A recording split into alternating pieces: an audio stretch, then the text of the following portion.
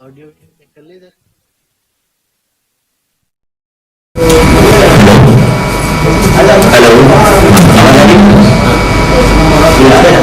I am audible. Audible या okay ठीक है। अभी वीडियो और ऑडियो आपका म्यूट कर देंगे सर। सर होने के बाद आप ऑन कर सकते हैं। हल ठीक हल हल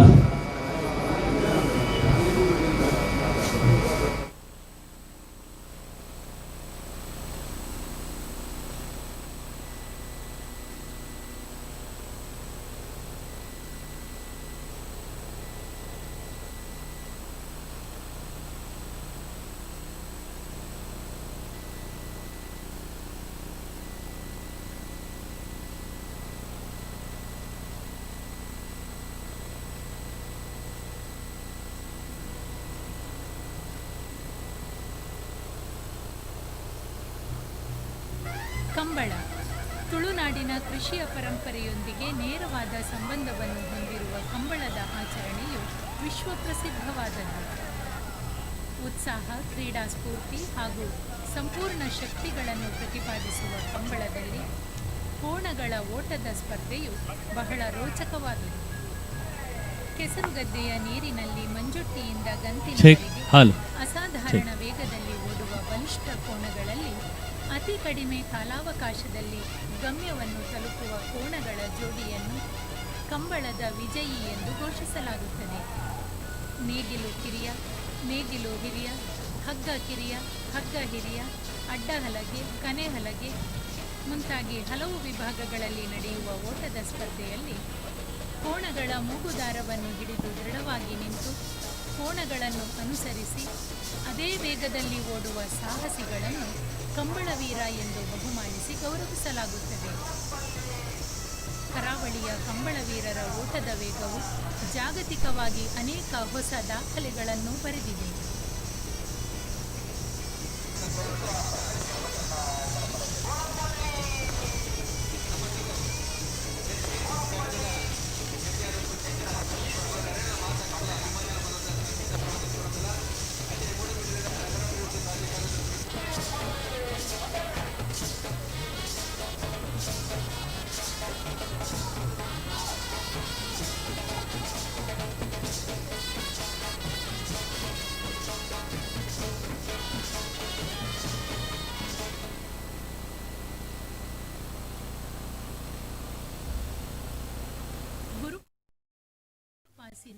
ಸುಮಾರು 400 ಎಕರೆ ಪ್ರದೇಶದಲ್ಲಿರುವ ಪಿಲಿಕುಳ ನಿಸರ್ಗಧಾಮದ ಪ್ರಧಾನ ಆಕರ್ಷಣೆಯಾಗಿರುವ ಜೈವಿಕ ಉದ್ಯಾನವು 120ರಷ್ಟು ಸಸ್ತನಿಗಳು, ಸರೀಸೃಪಗಳು ಹಾಗೂ ಪಕ್ಷಿ ಪ್ರಭೇದಗಳೊಂದಿಗೆ ಸುಮಾರು 1200ರಷ್ಟು ಪ್ರಾಣಿಗಳನ್ನು ಒಳಗೊಂಡಿದೆ.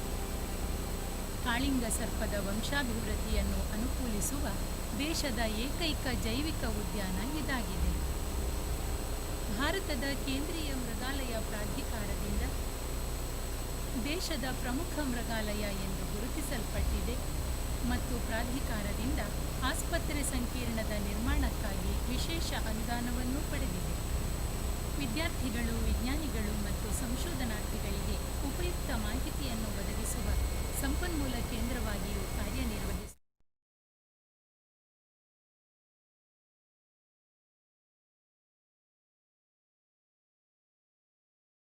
ಅವಕಾಶವಿರುವ ವಿಶಾಲವಾದ ಕೆರೆಗಳು ಪ್ರವಾಸಿಗರ ಪ್ರಮುಖ ಆಕರ್ಷಣೆಯಾಗಿವೆ.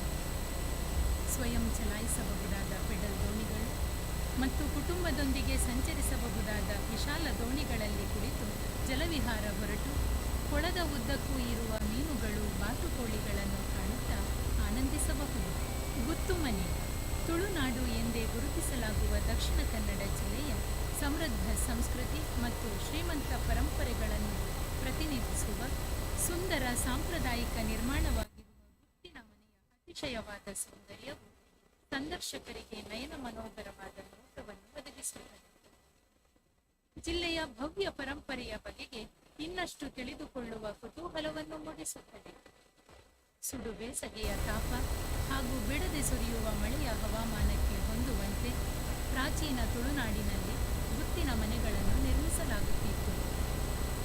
ಮನೆಯ ಬಾಗಿಲು, ಕಿಟಕಿ, ಕಂಬ ಮುಂತಾದೆಡೆ ಎದ್ದು ಕಾಣುವ ಮರದ ಕೆತ್ತನೆ ಕೆಲಸವು ಜಿಲ್ಲೆಯ ಅನುಕರಣೀಯವಾದ ಕಲಾತ್ಮಕ ಕುಶಲತೆಯನ್ನು ಸಾರುವಂತಿದೆ. ಜೇಡಿಮಣ್ಣು ಮತ್ತು ಕೆಂಪು ಕಲ್ಲುಗಳನ್ನು ಬಳಸಿ ಸಾಂಪ್ರದಾಯಿಕ ಶೈಲಿಯಲ್ಲಿ ಈ ಗುತ್ತಿನ ಮನೆಯನ್ನು ನಿರ್ಮಿಸಲಾಗಿದೆ. ಸ್ವಾಮಿ ವಿವೇಕಾನಂದ ತಾರಾಲಯ ಭಾರತದ ಮೊದಲ ಅತ್ಯಾಧುನಿಕ 3D ತಾರಾಲಯ ಎಂಬ ಹೆಗ್ಗಳಿಕೆಗೆ ಪಾತ್ರವಾಗಿರುವ ಸ್ವಾಮಿ ವಿವೇಕಾನಂದ ತಾರಾಲಯವು 173 ಆಸನಗಳ ಸಾಮರ್ಥ್ಯವನ್ನು ಹೊಂದಿದೆ. ಪ್ರಾದೇಶಿಕ ವಿಜ್ಞಾನ ಕೇಂದ್ರ ಪಿಲಿಕುಳದ ಪ್ರಾದೇಶಿಕ ವಿಜ್ಞಾನ ಕೇಂದ್ರವು ವಿಶೇಷವಾಗಿ ಎಳೆಯರಲ್ಲಿ ಮೂಲ ವಿಜ್ಞಾನದೆಡೆಗೆ ಆಸಕ್ತಿಯನ್ನು ಮೂಡಿಸುವ ನಿಟ್ಟಿನಲ್ಲಿ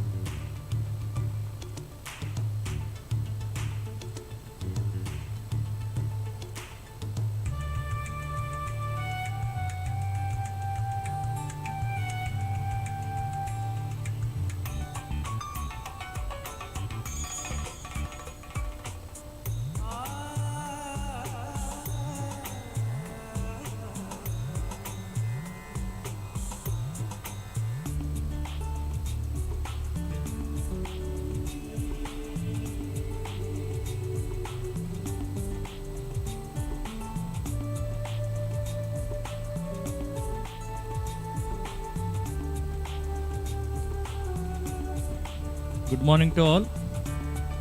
Today it is second and final day of PM Gati Shakti Multimodal Maritime Summit 2022. We are going to have a total 4 sessions. 2 sessions pre-high tea, then 2 sessions will be pre-lunch session. The first session would be virtual address on road connectivity issues. Speaker would be Shri SP Singh IPS, Joint Secretary, IAHE and Logistic, Ministry of Road Transport and Highways, followed by panel discussion on road connectivity issues. The moderator for panel discussion would be Shri Jitan Sekweria, Director, Canara Chamber of Commerce and Industries. The panelist would be Shri A.B. Harinath, Chief Engineer, New Mangalore Port, Shri Suresh SP Patil, Chief Engineer, Mamgoa Port, Shri Vipin Menon, Traffic Manager, Cochin Port Authority, Shri Rajesh Menon, Associate Director and Subject Matter Expert, DPIIT Logistic Division, Shri H.S. Lingegowda, Project Director, NHAI Karnataka, Captain C. Swami, Director, Karnataka Maritime Board, and Shri Abhay Bave, Deputy Hydrographic Surveyor, Captain of Ports, Panaji. There would be 7 panelists headed by moderator Shri Jitan Sekweria, Director, KCCI.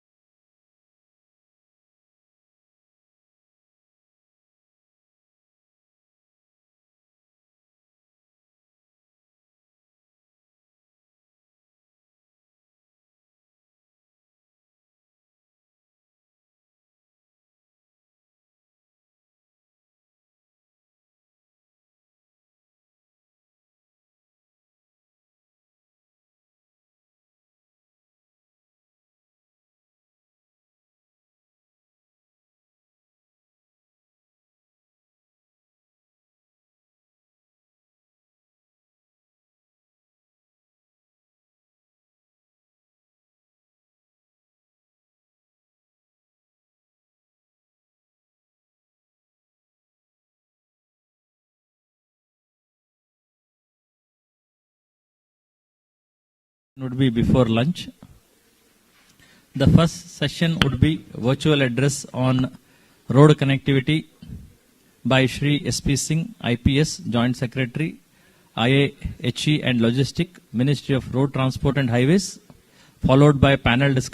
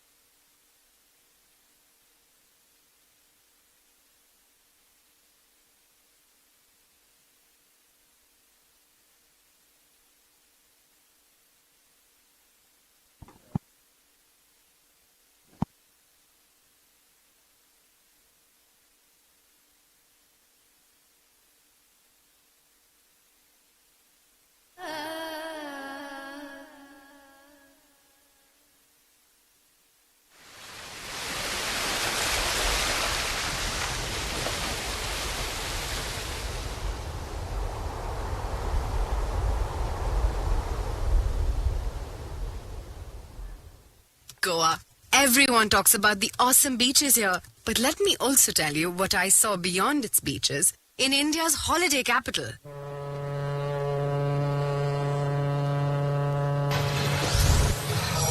Goa.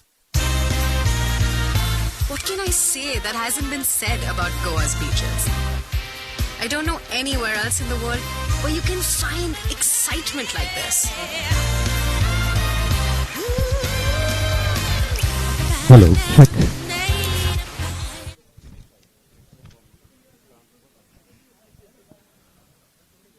Very good morning, ladies and gentlemen.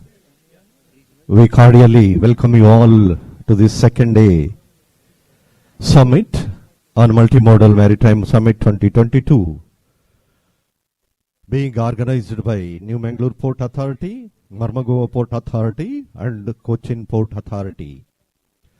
We welcome you all to this second day Prime Minister Gati Shakti National Master Plan for Multimodal Connectivity, Multimodal Maritime Summit 2022. Today, the events, programs follows as it is. Virtual address on road connectivity. The speaker will be Sri S.P. Singh, IPS, Joint Secretary, IAHE and Logistics, MORTH. Followed by, there will be a session on road connectivity issues.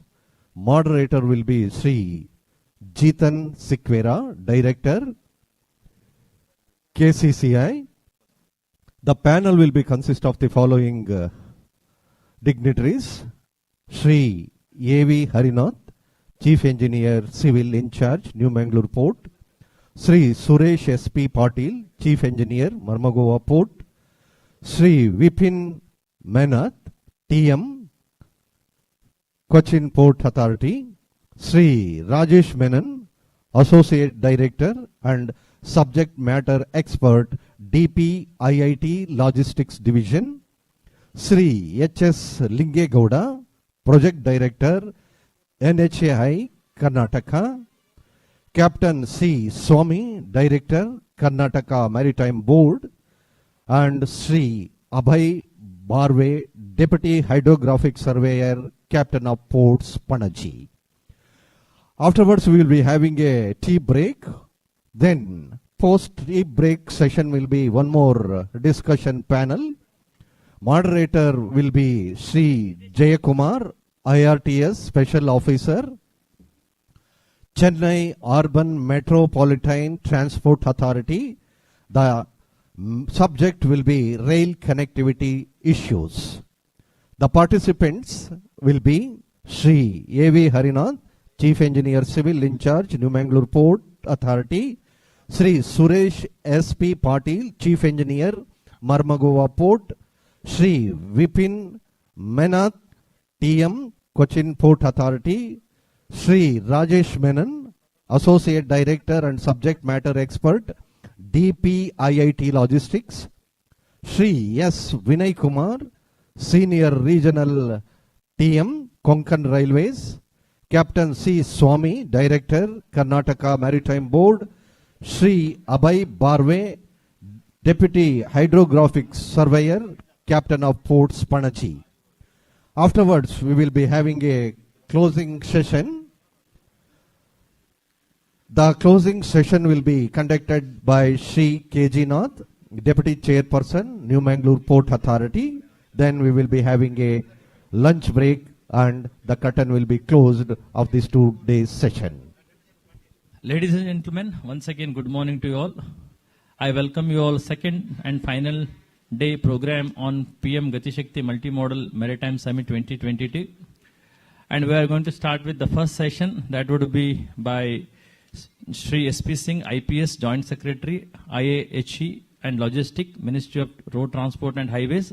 Sir is already on the line. The topic would be road connectivity. I request all of you to please bear with us. Chairman Dr. A.V. Ramana, New Mangalore Port as well as Marmago Port Authority. Sir, he is just arriving, sir, in a fraction of a second. I will pardon. We will wait for 2 minutes and we will continue, sir. He is arriving. He is just on the way. May I have the attention of... Let me check my audio. Yes. Am I audible? You are audible, sir. Yeah, okay. So you are waiting Then for the... let us vote for a minute or two. Yes, yes, sir. Mr. Ramana. Yes, thank you, sir. Well, friends, the Pradhan Mantri Gati Shakti is one of the more ambitious programs of Prime Minister Narendra Modi ji. A total investment of more than 1 lakh crore has been approved for 22 major projects. Good morning, ladies and gentlemen. Yes, sir. Our chairman, Dr. A.V. Ramana, has arrived. I think it is right time to start. My request, Sri S.P. Singh, IPS, Joint Secretary, IAHE and Logistics, MORTH. Sir, we cordially welcome you for the second day session and the forum is open for you, sir. Thank you. Good morning. Very good morning, sir. And today we are on the second day of the PM Gati Shakti Maritime Multimodal Summit. And we are very happy and glad to have you here. And we'd like to get a glimpse and have the benefit of your wisdom by listening to you today. Thank you, sir. Yeah, good morning to all. At the outset, let me convey my heartiest thanks to Mr. Ramanna for giving this opportunity to just deliberate upon the, rather I will say deliberate upon the road connectivity issues related to the port connectivity. But before that, we have to just express something about what does PM Gati Shakti mean and how does it impact the logistic cost and ultimately the issue of connectivity. As we are all aware, sorry to interrupt, sir. Sorry to I make a pardon. Sir, can you please tell you the cameraman other side to focus on you, sir? Cameraman. Cameraman. I think I am totally visible. I mean, there is a blur is there. My screen, coach. Okay, sir. Okay, carry on, sir. Okay. Is it okay now? Yes, sir. Please proceed, sir. Yeah. So, I was saying that how does this impact the overall logistic cost presently our country have? As we are all aware that worldwide the logistic cost, I mean for the efficient country, for the European countries or even China, the logistic cost is around 10%. But in our case, the logistic cost is around 12 to 15%. And that ultimately affects the international competitiveness of our product. Now the question comes how to reduce these logistic cost. And one of the factors which contributes to this logistic cost is connectivity. Although there are other issues also, but one of the factors which contributes to the logistic cost, higher logistic cost, is the connectivity issue. With regard to those, this Ministry of Road Transport and Highways have a critical role to facilitate the easier and hassle-free connectivity to the port. Actually, ports are export and import hub. Unless you have a proper evacuation efficiency at the port, you cannot improve your logistic cost. So this connectivity, hassle-free, with lesser time, one has to think of. The second part is the mode of transport.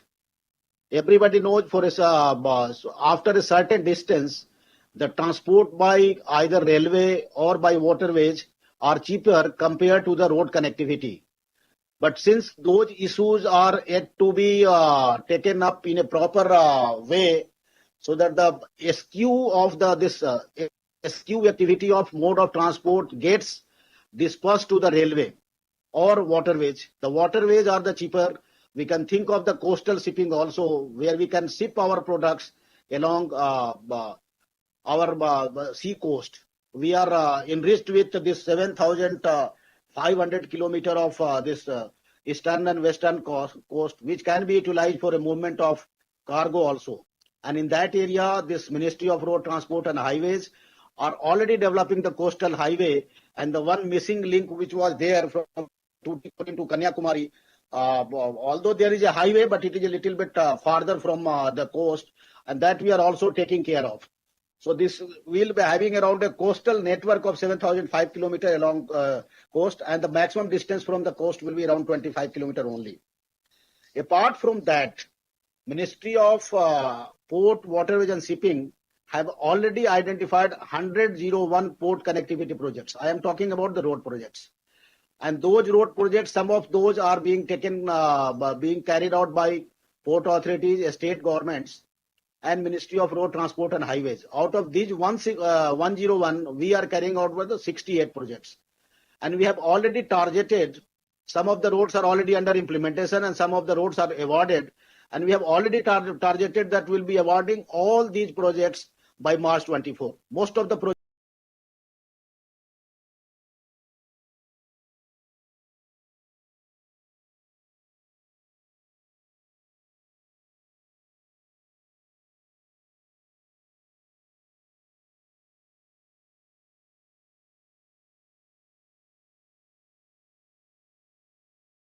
those roads basically near to the port, where either ports are in operation or under implementation.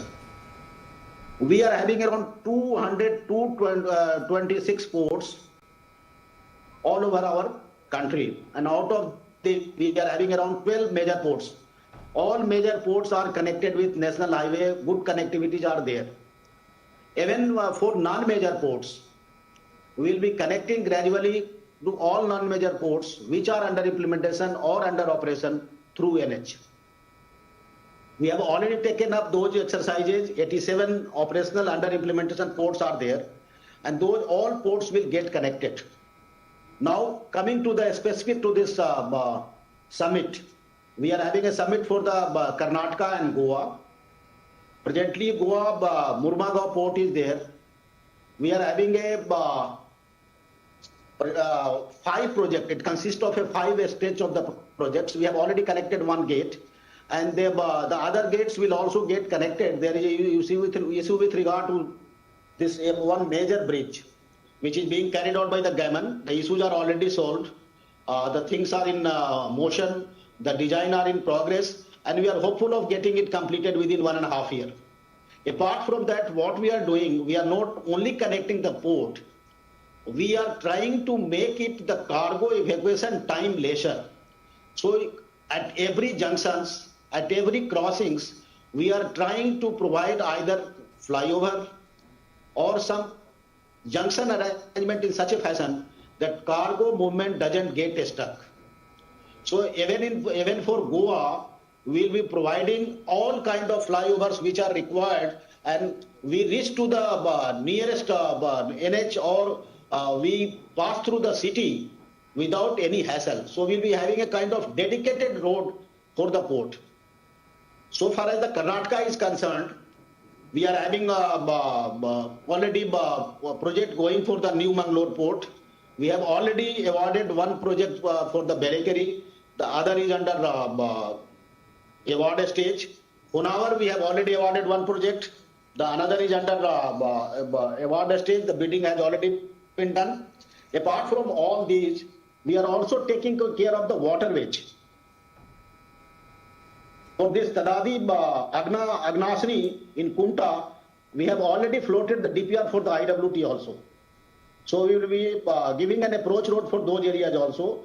Similarly, IW2 on Gurupur, NW43, that is also included under this DPR. For Old Mangalore and this New Mangalore, there is a this case has already been taken up by Ramanna also, thanks to him. And we have already included this DPR, this construction of 4-lane flyover bridge from KIOC junction, as well as the 4-laning of the Old Mangalore Port connectivity road. So that we have already included under DPR, and this will also be taken up. This was a thing which was being followed by the Sri Ramanna, and we have already taken up. Apart from that, the port which are in under bidding stage or like that from by the government of Karnataka, we have included this Pavina Kurve, Keni Berekeri, Manki, Bhaktal, Kundapur, Angarkata, Malpe, and Padu Bidri. So these ports we have also included under the DPR, and we will be connecting in due course with NH. So and it will match with the phase of development of the port. So we are not only connecting the major ports, we are also connecting the non-major ports. So the focus is that we have to provide seamless connectivity to the port, and it will result into the faster evacuation. The more faster evacuation, it will have a multiple effect. First, the cost will go down. Second, the less burning of fuel, which will have a positive impact on the environment. And overall, this product cost, maybe for the domestic purpose and maybe for the international competitiveness purpose, this will also be cheaper. So it will have a multiple implication of all these things. Apart from this, we are also developing multimodal logistic park. The bid for multimodal logistic park at Bangalore is already floated. The concept of multimodal logistic park is that we have to avoid the frequent movement of cargo. What happens presently, that suppose the Bangalore city is to be served with a, then first we go to the inside the Bangalore city, we are having go down there, and then the cargoes are taken out from those go downs and again redistributed to the different part of the Bangalore city. So in case you build up a multimodal logistic park, the all cargo will get first collected at the multimodal logistic park, and then the redistribution or distribution to the retail center or even for the whole this wholesale center will be done by the smaller vehicles. So this will avoid the frequent movement of the larger vehicles and then again by the smaller vehicles. And this will help in decongestion of the city, will help in reducing the carbon footprint of the city, and as well as aggregation and disaggregation facility which are happening within the city, it will happen at the multimodal logistic park. Apart from that, suppose if something is to go to the port directly, we'll be having a seamless mode of transfer in the multimodal logistic park. So this movement of 7 to 8 kilometers to the railway station for going to that will be avoided. You can transport your cargo from the multimodal logistic park to the port directly, and all custom clearances, everything will get checked at those places. So this can easily, but this can be directly loaded to the ship. So no further custom clearance or thing will be required, and it will go directly to the. So this will avoid. This will facilitate the easier customer clearance, which will reduce the procedural hassles, and it will go directly to the port. So this will overall reduce the time to connect it. Where are the industrial nodes coming, and where are the NH already there? Suppose there is a coastal highway and there is a good connectivity, we can locate the location of the project, of the port project, as per the availability of connectivity also. So duplication, integrated planning, coordinated implementation are the hallmark of the PM Gati Shakti.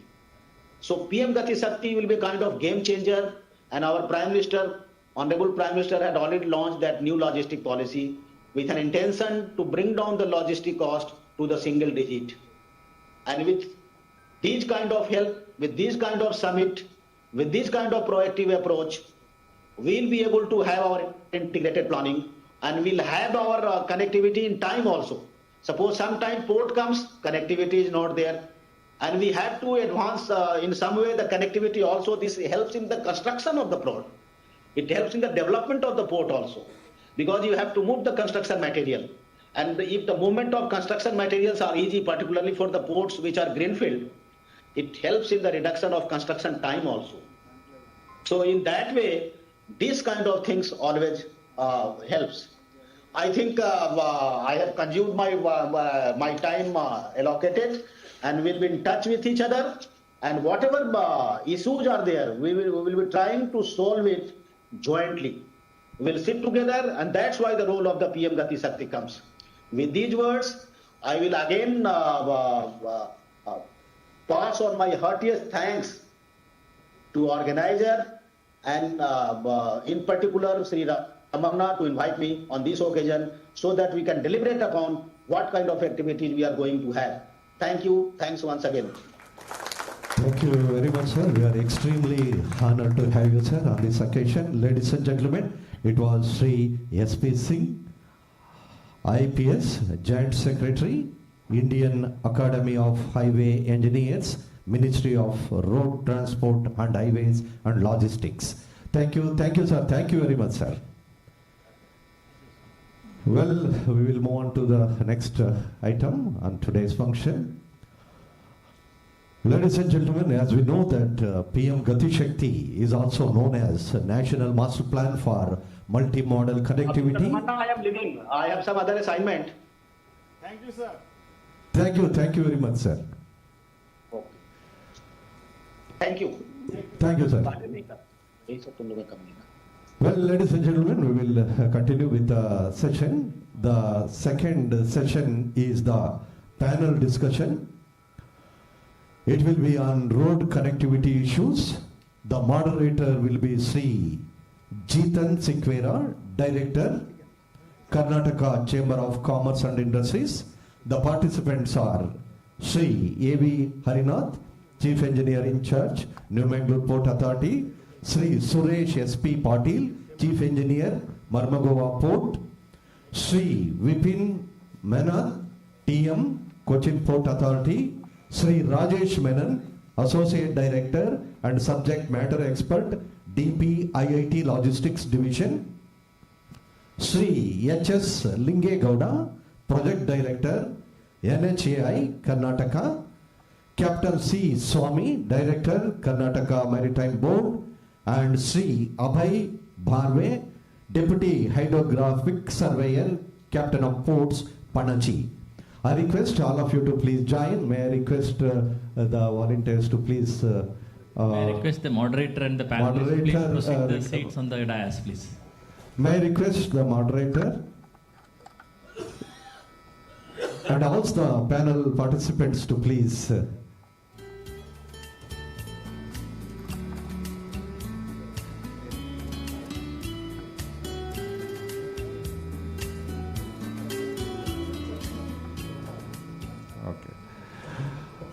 May I request our Deputy Chairman to please present bouquet to all the dignitaries, including moderator, and welcome to this panel discussion. Sri K.G. Nath, Deputy Chairperson, New Mangalore Port Authority, is welcoming Sri Jitan Sikwera, Director, Karnataka Chamber of Commerce and Industries, as a moderator. And all the dignitaries, that is Sri A.V. Harinath, Chief Engineer Civil, New Mangalore Port Authority, Sri Suresh S.P. Patil, Chief Engineer, Marmagova Port, Sri Vipin Menon, T.M., Cochin Port Authority, Sri Rajesh Menon, Associate Director and Subject Matter Expert, DP IIT Logistics Division, Sri H.S. Lingegoda, not yet come, I think he is on the way. Captain C. Swami, Director, Karnataka Maritime Board, and Sri Abhay Bharve, Deputy Hydrographic Surveyor, Captain of Ports, Panaji. I think Sri H.S. Lingegoda, the Project Director of National Highway Authority of India, will join soon. Cordless mic to the moderator, please. May I request to provide one mic to the dais?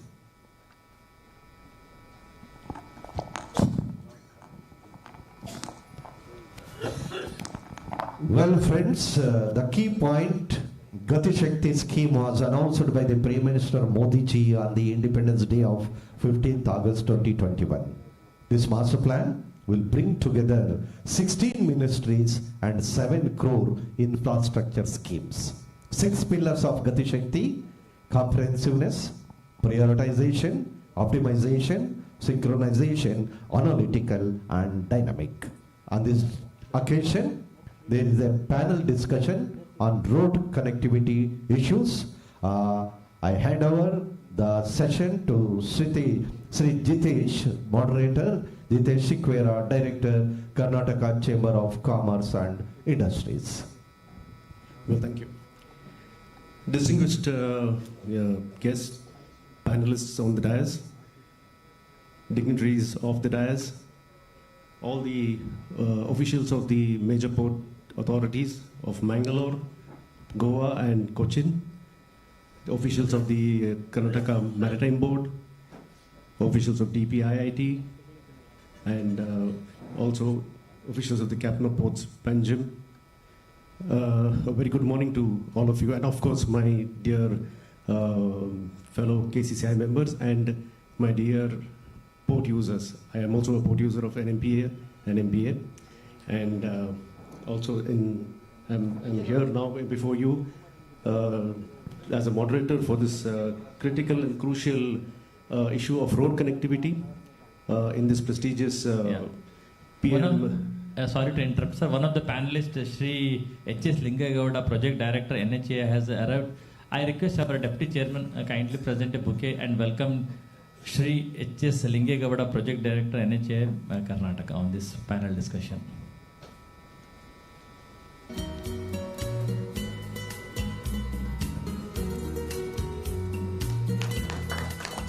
Sorry for the interruption. Shri Jitesh Sikwera, Director, please continue. Yeah, good morning to all of you. And I was missing out my support users, as I said. So I'm here before all of you as a moderator for this crucial and sensitive issue of road connectivity in this prestigious summit, Multimodal Maritime Summit of the PM Gati Shakti of 2022. Well, why I termed this issue as sensitive and crucial is that we need to first understand the development of the road infra, which has happened in our country, and it has gained impetus. This development has gained impetus over the several years, and thanks to the able leadership of our ambitious Prime Minister, Shri Narendra Modi ji, the dynamism of our Ministry of Road Transport and Highways, Shri Nitin Gadkari ji, who have, and all the other ministries who have joined for this PM Gati Shakti program, and under which several road infrastructure or mega road infrastructure developments have been initiated, launched, executed, and across the country by bringing the country closer in terms of logistics and the people movement. We have seen our national highways being upgraded from a mere 2-lane to 4-lane, 6-lane. We are also talking about 12 lanes of very high altitude roads in the high altitude region in the Himalayas. We, I think, are almost completing the construction of the highest bridge across the river Chenab in the Himalayas. The northeastern part of our country is being connected by roads again. And also with the support of the state governments, even the state highways are also being upgraded to again connect and complement or supplement the national highways. Well, now with this road infrastructure development, what takes place is what we need to know is the development of the industrial growth and overall economy of the country.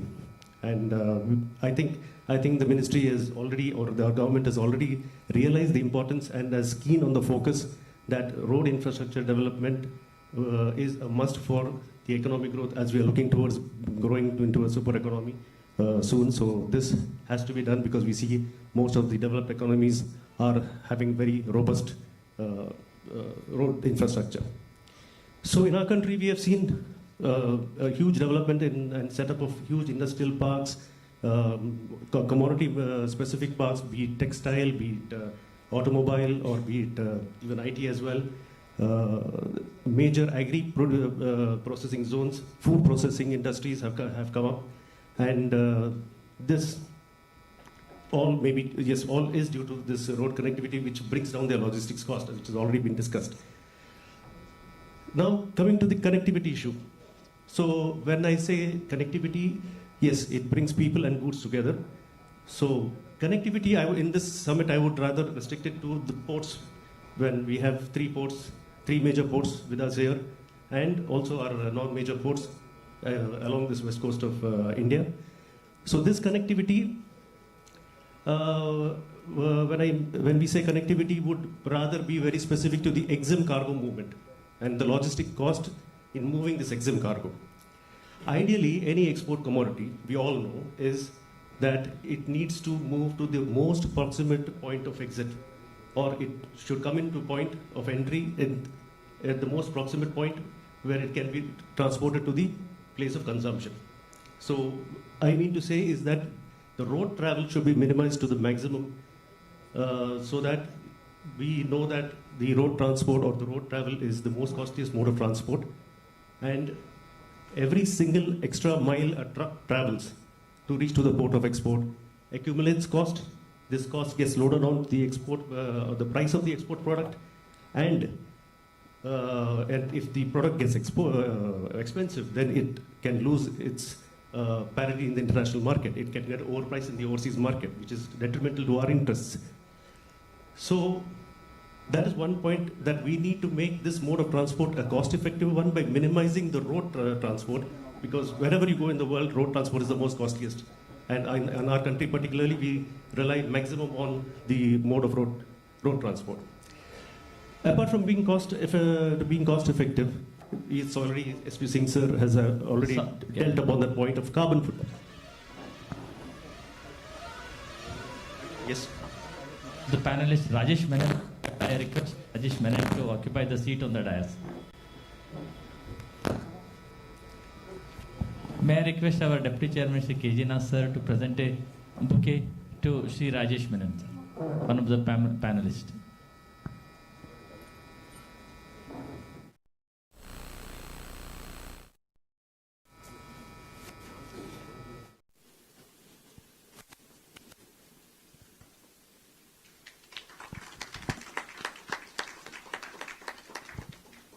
Sir, please continue.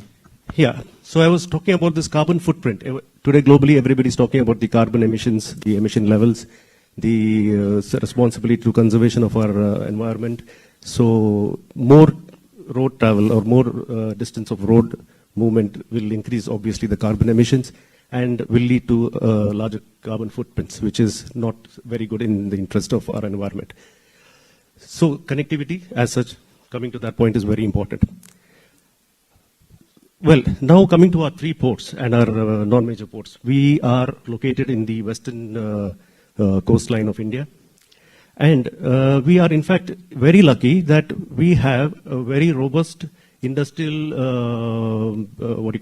zones, which are just a mere 180 kilometers from each of the port. May it be Goa, may it be Mangalore, may it be even Cochin as well. Just a mere 180 kilometers. We are into those export processing zones or these industries which churn out huge volumes of exports. But let us ask this one question to any of the ports. Are we handling all that cargo which is generated in this 180 kilometers of stretch right from the north to the south of the peninsula? No. We are handling only a small or meager percentage. Whereas most of the major percentage of the cargo is seamlessly moving at a longer distance right to JNPT port, which is around 500 to 600 kilometers from these areas, that is right from Belgaum and south of Maharashtra to JNPT in the north. And then you have down south Karnataka cargo moving to Chennai, which is again another 100 to 200 kilometers more than Mangalore. And down south, even if you take Coimbatore, those cargoes also are getting trickled down to Tuticorin instead of Cochin. Now, what is this reason? This reason is again coming to the connectivity point. Let us understand one thing is that our location, I mean, unfortunately or fortunately, I wouldn't know, but we have got a geographical barrier. I think we all know we have got the Western Ghats facing right in front of us. So that 180 kilometers, what I'm saying is to reach to that area, we have to traverse through this particular region to reach that particular point. The only connection to these industrial zones, be it from Goa or be it from Karwar or be it from Mangalore, are very few arterial national highways. They are named as national highways, but unfortunately they are not kept or not maintained to be of NH standards. They are built for NH standards, no doubt. But I would also attribute it to climatic conditions, because this particular area has got incessant rains for 3 months every year. So it remains practically not motorable. So it is very difficult for us to, just go to this hinterland and, instill faith upon the shippers to move the cargo, because they feel uncertain as to what will happen during monsoons or how will the cargo move in the Ghat sections. Here I would like to also say that against all odds, there have been some achievements made. Now, before that, I would say that what we need to, for our ports to function better, or for us to handle effectively this export cargo, or to complement the cost effectiveness and the sustainability of this mode of road transport, is that we need to get this entire hinterland cargo, or claim our hinterland cargo of a particular port back. from these farther ports. And interestingly, these ports have got an overlapping hinterland. That is, if you take Goa, Goa has got the southern Maharashtra, which is hinterland, and North Karnataka, which is its hinterland. Again, just at 180, 200 kilometers distance. Ironically, cargoes, as I said already, from Belgaum and from Kolhapur, which can easily come to Goa, is moving to Navasheva.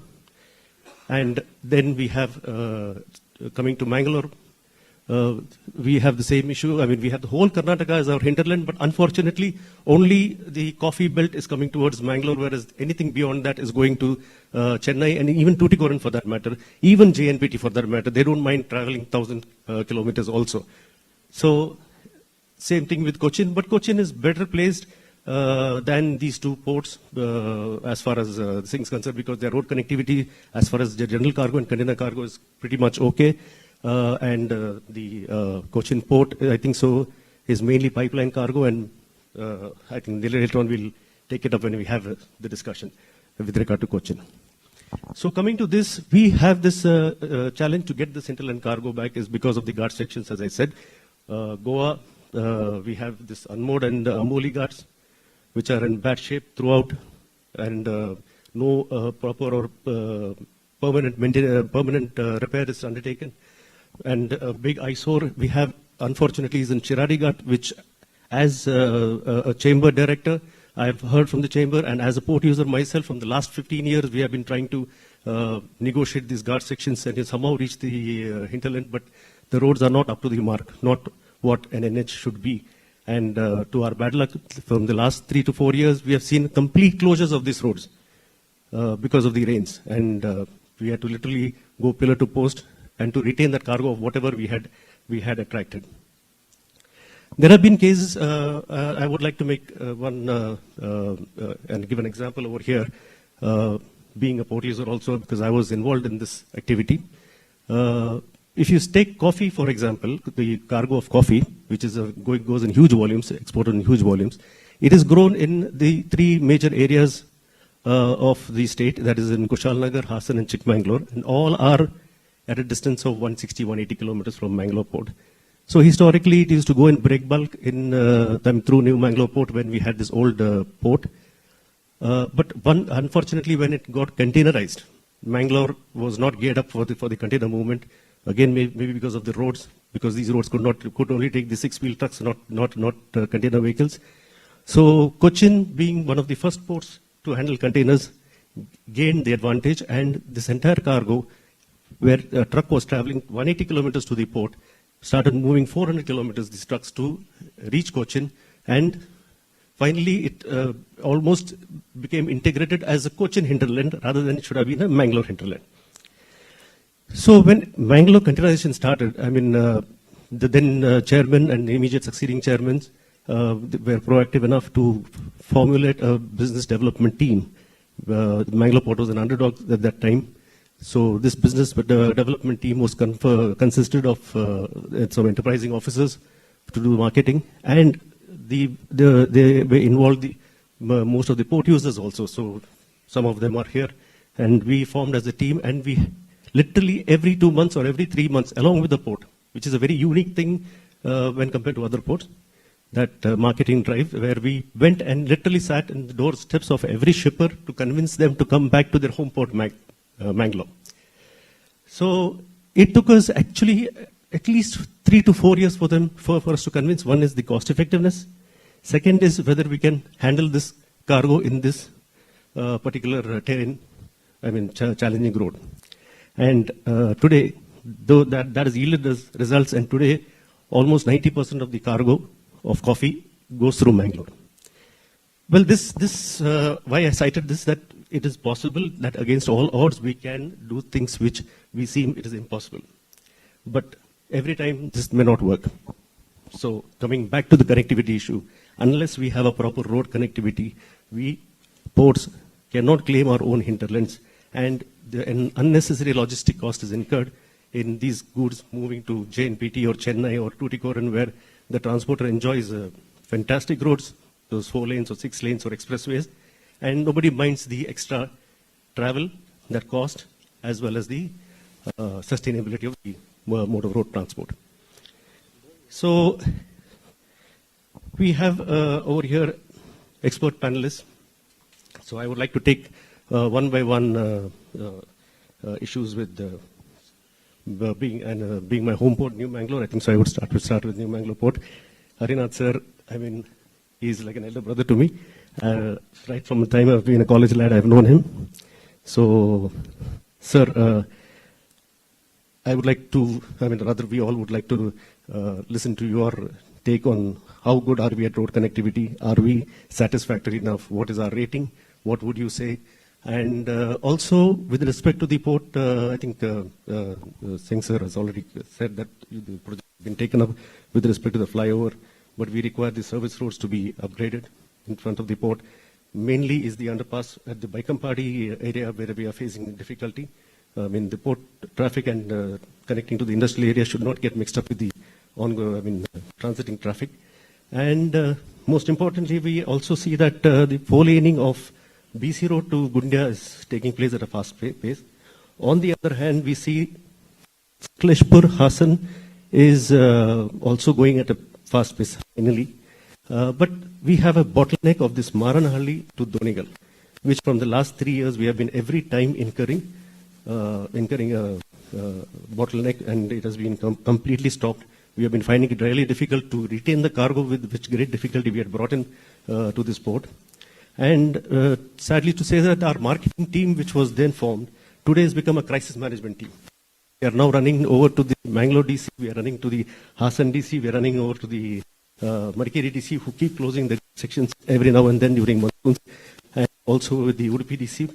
And to some extent with the help of NMPA and JSW, who is the container handling operator here, who have actively again taken up steps to get this rectified, or getting a circumvent route, which this year we will manage to achieve.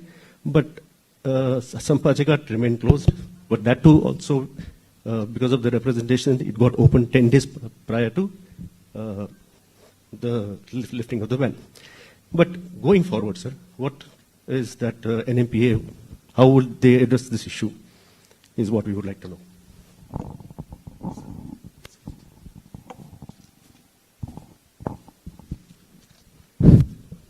Thank you, Mr. Jatin. Good morning to everyone. Regarding New Mangalore Port, it is well connected with NH 66, which is just passing in front of our New Mangalore Port Authority, which was earlier called as NH 17. Now, this has been 4-laned. Yes, we have some issues. I'll come back to you. And again, further, we also well connected to Bangalore by NH 75, which was called as NH 48 earlier. Regarding that part, the development, other part, I think my colleague, project director, is there from NHA. He will be giving more detailing about it, how it will be taken up, and what are the target dates. If I'm not wrong, I think we are planning for December 2023. He will be able to give you more details about that. And also further, we have one more road connected for New Mangalore Port towards Sholapur, which is NH 169. I think it's already 4-lane road work has been taken. That also detailing will be given by our project director, who is here. Sir, as far as New Mangalore Port is concerned, we are actually, we want to catch the pace of the developments, what is happening. On the contrary, I can say, port we have better roads, but the only thing, evacuation is a challenge, which is now the projects we, after following with National Way Authority, at central government, many issues we have discussed, and the projects has been taken up. So to commemorate whatever the projects developments are happening, as you said rightly, the RTL roads are coming up now. The interior roads in the port sector, in the port area, we have to be ready with that. The present management is very active and dynamic, and we have allotted, we had like 40 acres of land for monetization. Out of that, we have already allotted 25 acres of land. And to connect that, the storage tanks are coming up in big way. So to make sure that the cargo, whatever generated from these storage tanks, for evacuation, we are developing one concrete road at near desalination plant near IOC terminal for at the cost of 7 crores. And another road from Malya Gate to KOCL Junction, which is a crucial service road, as rightly pointed out, which is used to the traffic, there used to be a congestion. Now we have taken up that road work also, which is with the 5 crores investment. The work will be completing by February 2023. That is our target. Actually, we have planning to complete by January end. The other end date will be maybe like February. To see whatever the traffic generated here, again there is a big issue of congestion by the truck terminals, trucks parking on the roadside. So port has already taken up 2 truck terminals, which of area of 8 acres, which we can accommodate around 400 trucks, whichever comes to this port will be parked there. And now further strengthening by providing the concretization we are doing. So the port is getting equipped itself to cater the requirements of the evacuation. Basically, exim cargo, once the road connectivity comes into picture, the driver who comes all the way from Bangalore or whichever, he also should feel that comfort. Yes, in New Mangalore port I have facilities, he can take rest and next day he can drive. So he and his family is safe, means our cargo is also safe. So that part port is taking up. In addition to that, port is actually we are planning so much of projects we are taken up. There are so many investable projects are there, which we are going to take up those projects, and it will be catering all the moment the road connectivity comes into picture, we also well prepared so that our connectivity will be at equal pace with road connectivity. Thank you. Well, thank you, sir. That was a nice insight given as to how the port is gearing up for and trying to keep up the pace with the road connectivity and whatever assurance the port has given. And it's nice to know that there's a more humane approach as well to the issues, as you mentioned, regarding the driver and his comfort factor. So we really hope that our port will be a user-friendly, a trade-friendly port with the right infrastructure in place. And as its road connectivity, well, as you rightly said, maybe the NHI director would be able to give us more insight. So we'll move on later on to him.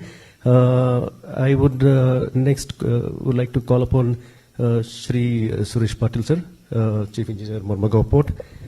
Well, if you also could just give us an insight, sir, as what is the situation in Mormugao Port?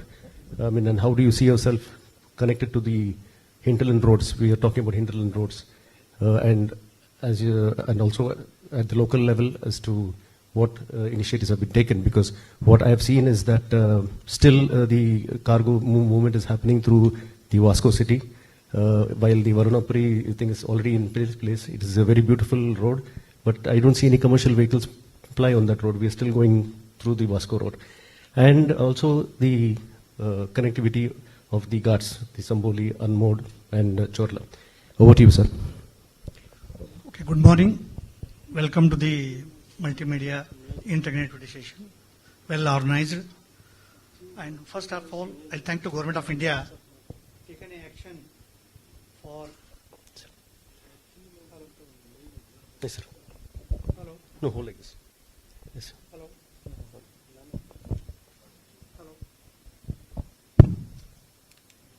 Hello. Hello. As rightly said, the geographical, topographical situation of the port is also, location is also very important. As of concern of Goa Port Authority, the evacuation is the major problem. In the port sector, evacuation of cargo to grow the port, the connectivities are most important. As per the Goa port is concerned, more than 95% of the cargoes are moving by rail. road connectivity is not up to the mark. And rightly said, the cargoes are going in the city, which is the restricted area, and time restrictions. Such restrictions may not be good fruits to the trade. For that, action has already been taken, and port NH66, port is connected to NH66 via NH366 and 566, and also further it connects it to Belagavi. And work is already started, and almost about stretch of which is critical for 5.4 kilometers, 2 kilometers. That loop one is already started by inaugurated by our Minister Gadkari Saab in January. But that is not enough for our port. Loop, that is called loop 1 first. Loop 2 is the very critical point, which is already discussed and elaborated by Suman Prasad Singh Saab.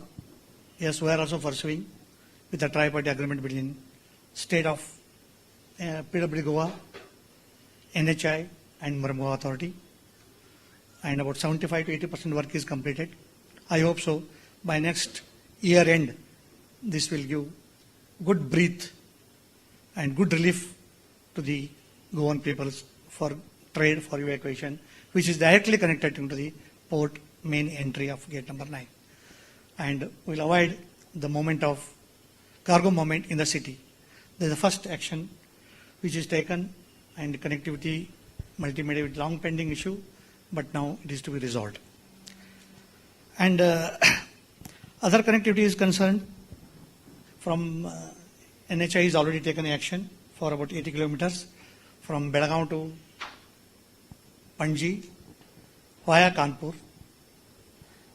I think there are those stages. For up to Kanpur, I think they already sorted out the issues what are pending, and it is expected to be completed by March 23. From Kanpur to Panji, there were some disputes, and about 30 kilometers work was already completed, and now they also resolved balance of stretch of about 50 to 22 kilometers. I think they have already re-tendered and awarded the work, and it is expected to be completed by March 24. If both these two activities are properly connected, then we have got lot of implementation or lot of project coming up as port has already planned. It will be a big relief to the trade. And thirdly, port has taken a multitask improvement. Now recently we have taken a 122 crores projects for cruise terminal. Already for development of infrastructure work has been awarded for 101 crores. Work is in progress. If what I discussed with the timeline schedules, if it is materialized by the time my project of 101 crore is completing, and it is a big relief to the society. And secondly, we have planned for 9th berth and 3 barge berths, which is about 842 crores project already taken up. SFC is approved, and already technical evaluation is in process. This is also, with everything smooth, along with this project connectivity timeline, this project can be implemented, and it is also big relief to the port. And one more project about 130 crores. This also we are planning for berth number 10 and 11 for women operation, because unless mechanization, now you cannot compete with other ports or a trade. With this, keep it in mind, we are already taken up action. Port is already sent a proposal to ministry. SFC is anytime is expected. And with the big mega projects and internal roads and all strengthening of concrete roads and all simultaneously already awarded, works are in progress. And by coming days, I think Goa is one of the best port to be road connectivity by resolving these issues. I think so. Government of India has taken a right decision to, under Gati Shakti, to implement these projects in time manner and time bound manner, and best to the society within limited time bound solutions. Thank you. Thank you so much, sir. It was nice to know your positive attitude and approach to see and to make Goa the best connected port. And also to note that we are also giving keen importance to the tourism industry as well with regard to the cruise terminal. And if I'm not mistaken, you also said that the bid process for mechanization of berth number 10 and 11 is already in process. Because what I understand is that the grave concern today in Goa, which every port user is facing, is the absence of the HMC. So you don't have that infrastructure. So I also understood that it is also under the keen areas of our chairman of NMPA, who is also holding charge. So I'm sure his dynamism and proactiveness will definitely see to that the HMC is in place soon and the port users are relieved of their woes. Well, sir, regarding the connectivity of the road, regarding NH66, thank you for giving us the insight as to what the development is happening. While Karnataka, we are lucky enough that NH66 is now almost in its completion stage of widening. Kerala, I think so, is just about to start. So, well, we wish Goa all the very best. And as we move on to... Hello. We move on to Cochin Port, and we are glad to We are glad to have, instead of Mr. Parishtosh Bala, of course, the Chief Engineer, we decided that... Hello. It is really sad that he could not make it for this function, but alternatively we have the traffic manager, Mr. Menon, Vipin Menon with us, and he was the former TM in Goa also, so he knows Goa also by the back of his hand, and we have interacted with him earlier also, but now holding the fort of Cochin. Well, sir, I think so. I've explained what issues we are discussing. What I understand is that, correct me if I'm wrong, what I understand is that as far as the general cargo or container cargo is concerned, your road connectivity is very much decent. You are coming very well up to the hinterland of Mangalore, that is right up to South Karnataka through Wayanad, which is already supposed to be very good. Thing for us to worry. But anyways, in the right spirit, as far as Cochin Port is concerned, what I understood from Mr. Bala sir yesterday when I had a word with him is that the concern is the connection to NH66 from Island. And more or less, I think so 60% of your cargo is a pipeline cargo. But nevertheless, we would like your views and share with us as to what and how these Gati Shakti projects are helping you there in Cochin. Over to you, sir. Good morning, gentlemen, on the dais, off the dais. It's an interesting element of the national development that we are all here for. Because in the quest of bringing about ease of doing business, it has unraveled the need of the fundamentals. Connectivity to the port being one of them.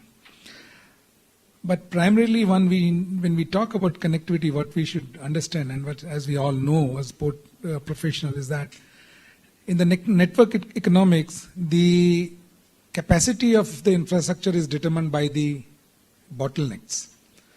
And when it comes to any infrastructure, be it a port or an airport or any of the fundamentals, particularly in case of the ports, it is the network, the bottlenecks that we face in terms of the connectivity, which is determining the port capacity. While we may have best of the service facilities and the shore side, deeper drafts, best of the cranes, but then when it comes to evacuation, and as we understand and as we have heard, most of the places issue of evacuation is the critical issue, and that boils down to the fundamentals of connectivity. As far as port is concerned, like this Cochin Port, which I represent, we handle about 60% to 70% of our cargo is pipeline cargo. True that it is pipeline cargo and not so much of a concern, but then when we come up with any new project, for instance, the LNG or the LPG, one of the fundamental problems, the basic problem that we have faced is bringing or drawing these lines to rest of the hinterland. Particularly in getting connected to the national LNG grid. We have been having this terminal for last 10-15 years, and yet we are not connected to the national grid. In effect, the resources being underutilized, grossly underutilized, and the national security is also being compromised. So visibly, when it comes to road connectivity, yes, there are congestions, it is more spatial, But there are other means of connectivity that the port has to work upon. There is a very typical case of Cochin Port is the pipeline connectivity. Specific to the roads, we just have one or two issues, and that is the road connectivity, which, as our moderator said, the connectivity to National 66, Highway 66, which connects us to the southern part of Kerala. The northern part, again, much to the chagrin of Jitin, we are in fact poaching on to the cargo of the hinterland, because Kerala per se is not such an industrially developed state. But the fact remains that the time has come when we as ports should be thinking as one. Instead of competing with each other, we should be cooperating each other and making most of the locational or comparative advantage that each port has. Cochin Port, for instance, has a better connectivity to the International Maritime Highway. New Mangalore sits on vast hinterland, vast industrial hinterland.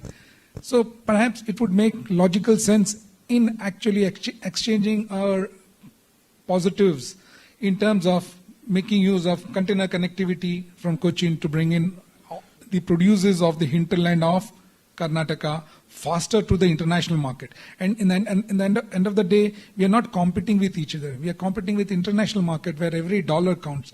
Every day and the way we bring down our logistic costs will ultimately determine how competitive we are, how faster or how sooner we become the 5 trillion economy that we are all dreaming of. So instead of competing with each other, these network systems, these connectivities should rather help us in cooperative and making us more competitive to the international market.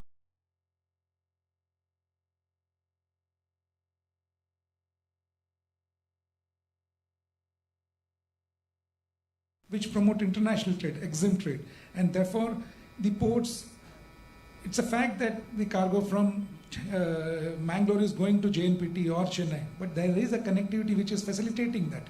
Of course, it is at the cost of the volumes or the infrastructure that we are creating at Mangalore, but then the planner should now think what is the comparative advantage a port like Mangalore has over a port like Goa or say Cochin, and then make best use of those connectivity and use of the connectivities to connect these ports and to move the cargo at the least cost basis. One very important thing which my colleague Harinath said is the fact that while we are planning, we only plan in a broader picture. But he made a very important point that you have to first take care of the driver who is bringing that cargo to the port. If he is happy, he feels his family is safe, our cargoes become safe on its own. In most of the cases, which is the first example I would give is of JNPT. There used to be congestions of road for 17 kilometers, 20 kilometers. Till such time that the parking space was created, that problem remained. In Kerala, for instance, people prefer to take the drivers prefer to take the cargo to 400 kilometers down to Thoothukudi instead of bringing from Coimbatore to Cochin, which is only 170 kilometers. Why? Because they were being unnecessarily hassled at the checkpost. So the drivers preferred that they don't want to wait hours long and then being questioned for all kinds of reasons, harassed by the RTO officials. So they prefer to travel 400 kilometers down south to Thoothukudi, adding to the cost, fuel, and every other factors in between. So if you take care of the people who are really moving the business, I am sure that the business will move on its own. So the connectivity is actually a tool of an engine which will promote the trade. And this, I'm glad that we are here discussing and cracking our brains on how well connectivity issues can really help in national building. So this is my little take on the connectivity. Thank you so much, sir. Well, you pointed out rightly that the capacity of a port the capacities of the cargo volumes handled by the port is very well dependent on the connectivity. If there's no connectivity to the port, there's no point in having the best of infrastructure facilities at the port. So that is what we are all sitting over here and discussing about, and let's hope that this connectivity issues get resolved. Secondly, as you said, regarding, we should not compete with each other. The ports should not compete with each other. We are sitting here together in one platform, 3 ports. In fact, New Mangalore Port was very much happy to transship their cargo from Cochin, taking the advantage of what Cochin had. What you rightly said is that you are very close to the National Maritime Highway. So you had this Vallarpadam, you had this direct vessel sailing from there, and we had a very frequent connections to Cochin, and most of the lines used to take to Cochin, and we were happy because we are not reliant for transshipment on a foreign port like Colombo. It is our very own port. That's what we consider. So we are not no way in competing. So, and we are also achieving a multimodal mean of transport because we are minimizing the road travel. Say, suppose a coffee container comes to Mangalore just at 180 kilometers, gets loaded onto a Cochin feeder, and from Cochin it is en route directly. So we are not, we are complementing each other, I would say, rather than competing. And that's what you rightly said, taking advantage of each of the ports, and synergizing and our efforts so that we are we offer the port services as one to the EXIM trade. Well, thank you, sir, on that. We have finished with the 3 major ports. We have our non-major ports to begin with. My good friend, Captain Swami, Director, Karnataka Maritime Board. He has got a plethora of ports. He has got so many ports. And to that, we also hear that so many greenfield ports are going to be added in his kitty. And again, all these ports are come in between Goa and New Mangalore. And same connectivity issues, which I was discussing about, I think would also would be criteria for Captain Swami's Karnataka Maritime Board's ports right from Karwar up to Old Mangalore. Like what I understand, Pavin Kurve or Honavar was what we were talking of the greenfield ports. We were already discussions were on where the connectivity to NH66 is discussed upon. But what about again the onward connectivity to the hinterland? We are talking about a greenfield port, which is going to be a modern port, which is going to have excellent infrastructure, is what we look forward to. But we need the cargo also at those ports to handle, to make justice to that port capacity. I think you have again the same guard road issues of Honavar, Sagar, and the rail. Of course, will be discussed. I think so in the next session. So leaving the rail aside, because I know that's an issue which you are facing now, is the Hubli-Ankola issue. So road, I think so, would be Honavar, Sagar, because our Hubli-Ankola road is very much good for connectivity to the hinterland of North Karnataka up to Hospet and Koppal. So. Sir, then what is your take? One thing is on the Gati Shakti projects. There are so many ports which are going to come up in jetties. So what are the issues you see? And what do you feel whether connectivity will hamper this? Because that is also discussed by the Joint Secretary. Very good morning. Dignitaries on the dais, senior officers from NMP and Marmagova, and my dear friends from all the shipping fraternity. I do agree that there is a challenge because geographically hinterland to sea there is Western Ghats. So to overcome this barrier and the challenge, we have now recently Gati Shakti, PM Gati Shakti. As we all know, Gati Shakti means both Gati and Shakti. Gati is speed, Shakti is the power. So before we were all in a different, we were all scattered. But now with the onset of Gati Shakti, we are all in a same platform. So पहले कैसा होता था कि एक चिट्ठी लिखो, just write one letter to NHI say. So after 1 week we used to get reply and then work on it. But now I am happy to see that we are on a same platform and same level, so that we are every day we are interacting with the stakeholders. Neither it is NHA and Konkan Railway, Southwestern Railway authorities, and the authorities who are connected with this connectivity. So with this PM Gati Shakti, I am sure that now, though I know it is a a bit late starter. But now with this Gati Shakti, I am sure that all the projects, whatever we have embarked on, will be a reality. So towards this, so I would say that Karnataka Maritime Board, under the chairmanship of our Honorable Prime Minister and also Chief Minister of Government of Karnataka, has taken numerous steps to holistically develop and especially to connect this hinterland with the port. So I would like to thank, I would take this opportunity to thank our Joint Secretary SP Singh Sir, because already he has committed that feasibility reports and DPRs for connectivity to minor ports are already he has undertaken. So with this DPR, I am sure this connectivity to non-major ports will be taken care. So we have on dais the field experts and the senior officers from competitive authority. They will give more details regarding the connectivity of non-major ports. But broadly, I will say that okay, from north to south, whatever minor ports we have, so we have had a plan. We have made a plan to connect all these ports to NH 66 and then to hinterland via Hubli Ankola, 1 hour road and the Shiradi Ghat road.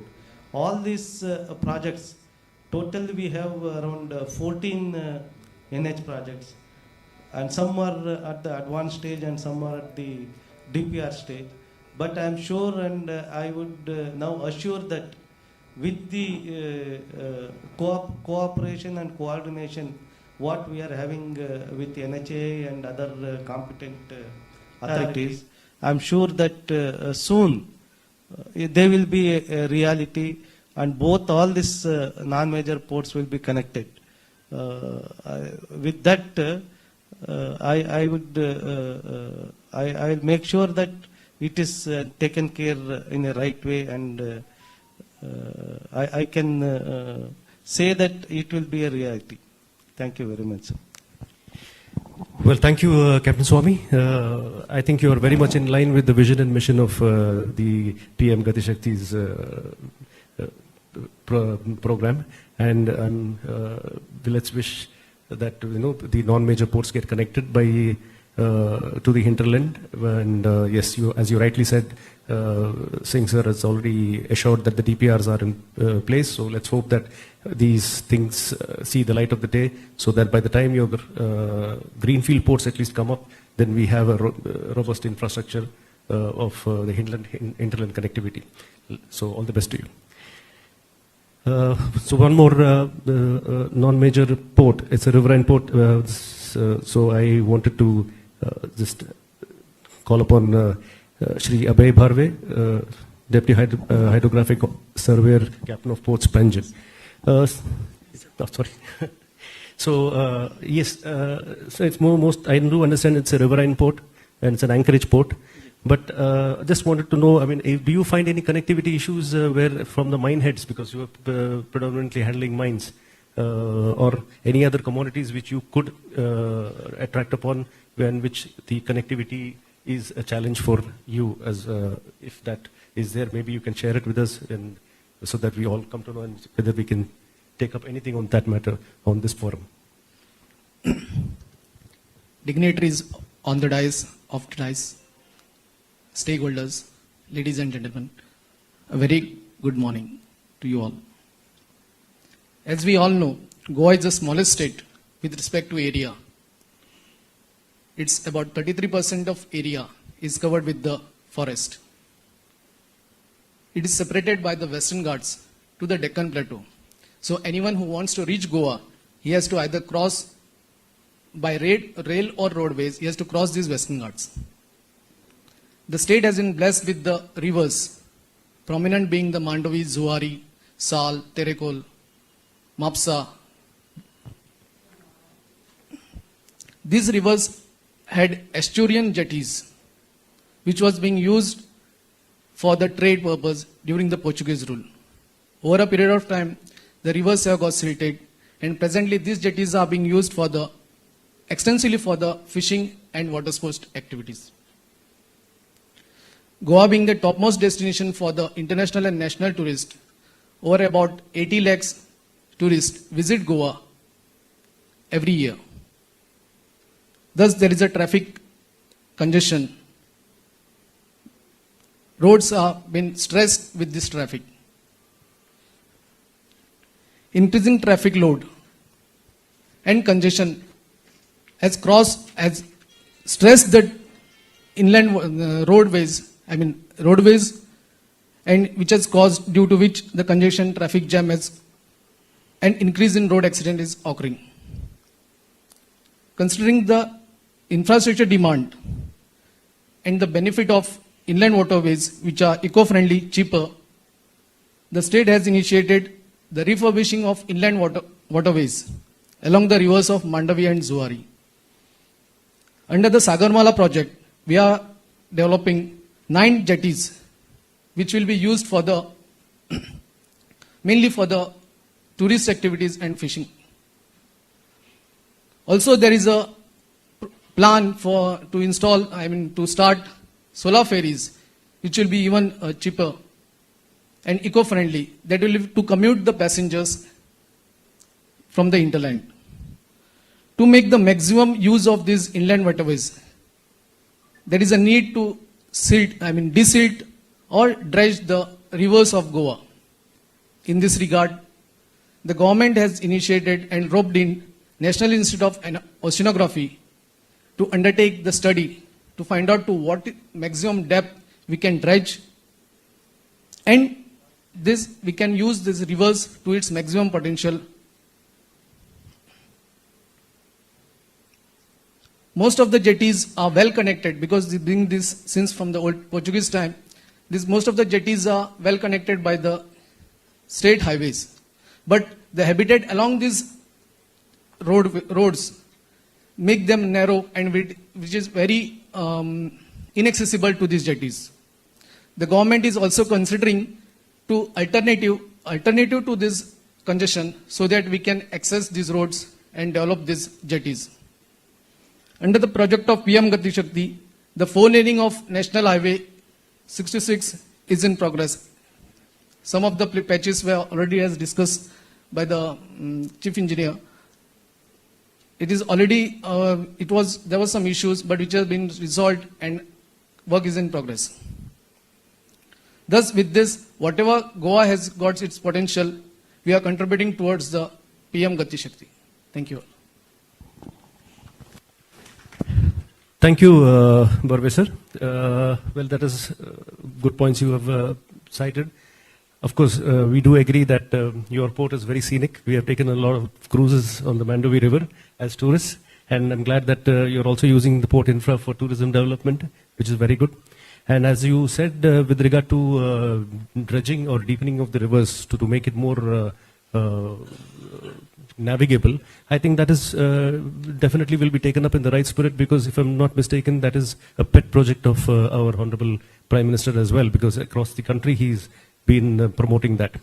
So let us hope that we see, and so that the Captain of Ports, Panjim, comes back to the glory of those Portuguese days.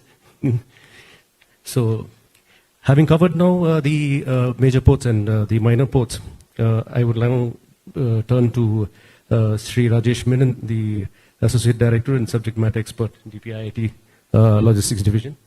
Sir, you have already, I think, announced the projects, or rather described the projects under the PM Gati Shakti at the major ports.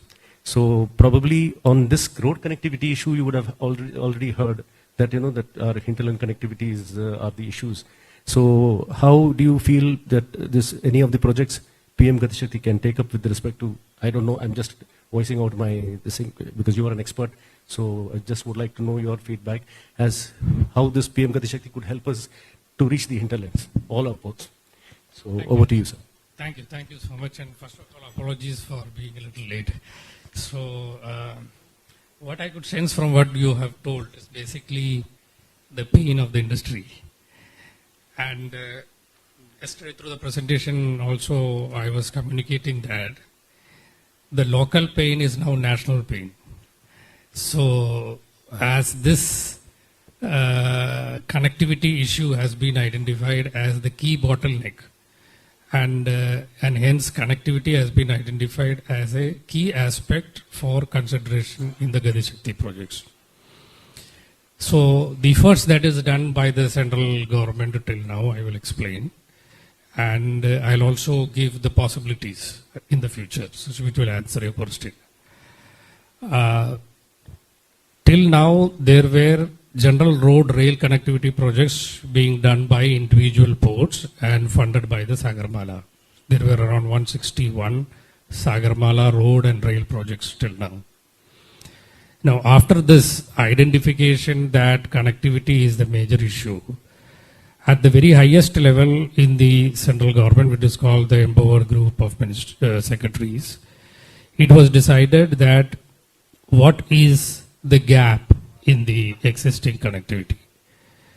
So in order to identify the gaps, what is gap means in two fronts. One, which are the ports which are currently operational, what is their existing connectivity, how those connectivities will take care of current traffic, what is going to be the future traffic, and based on that, what should be the future connectivity requirements.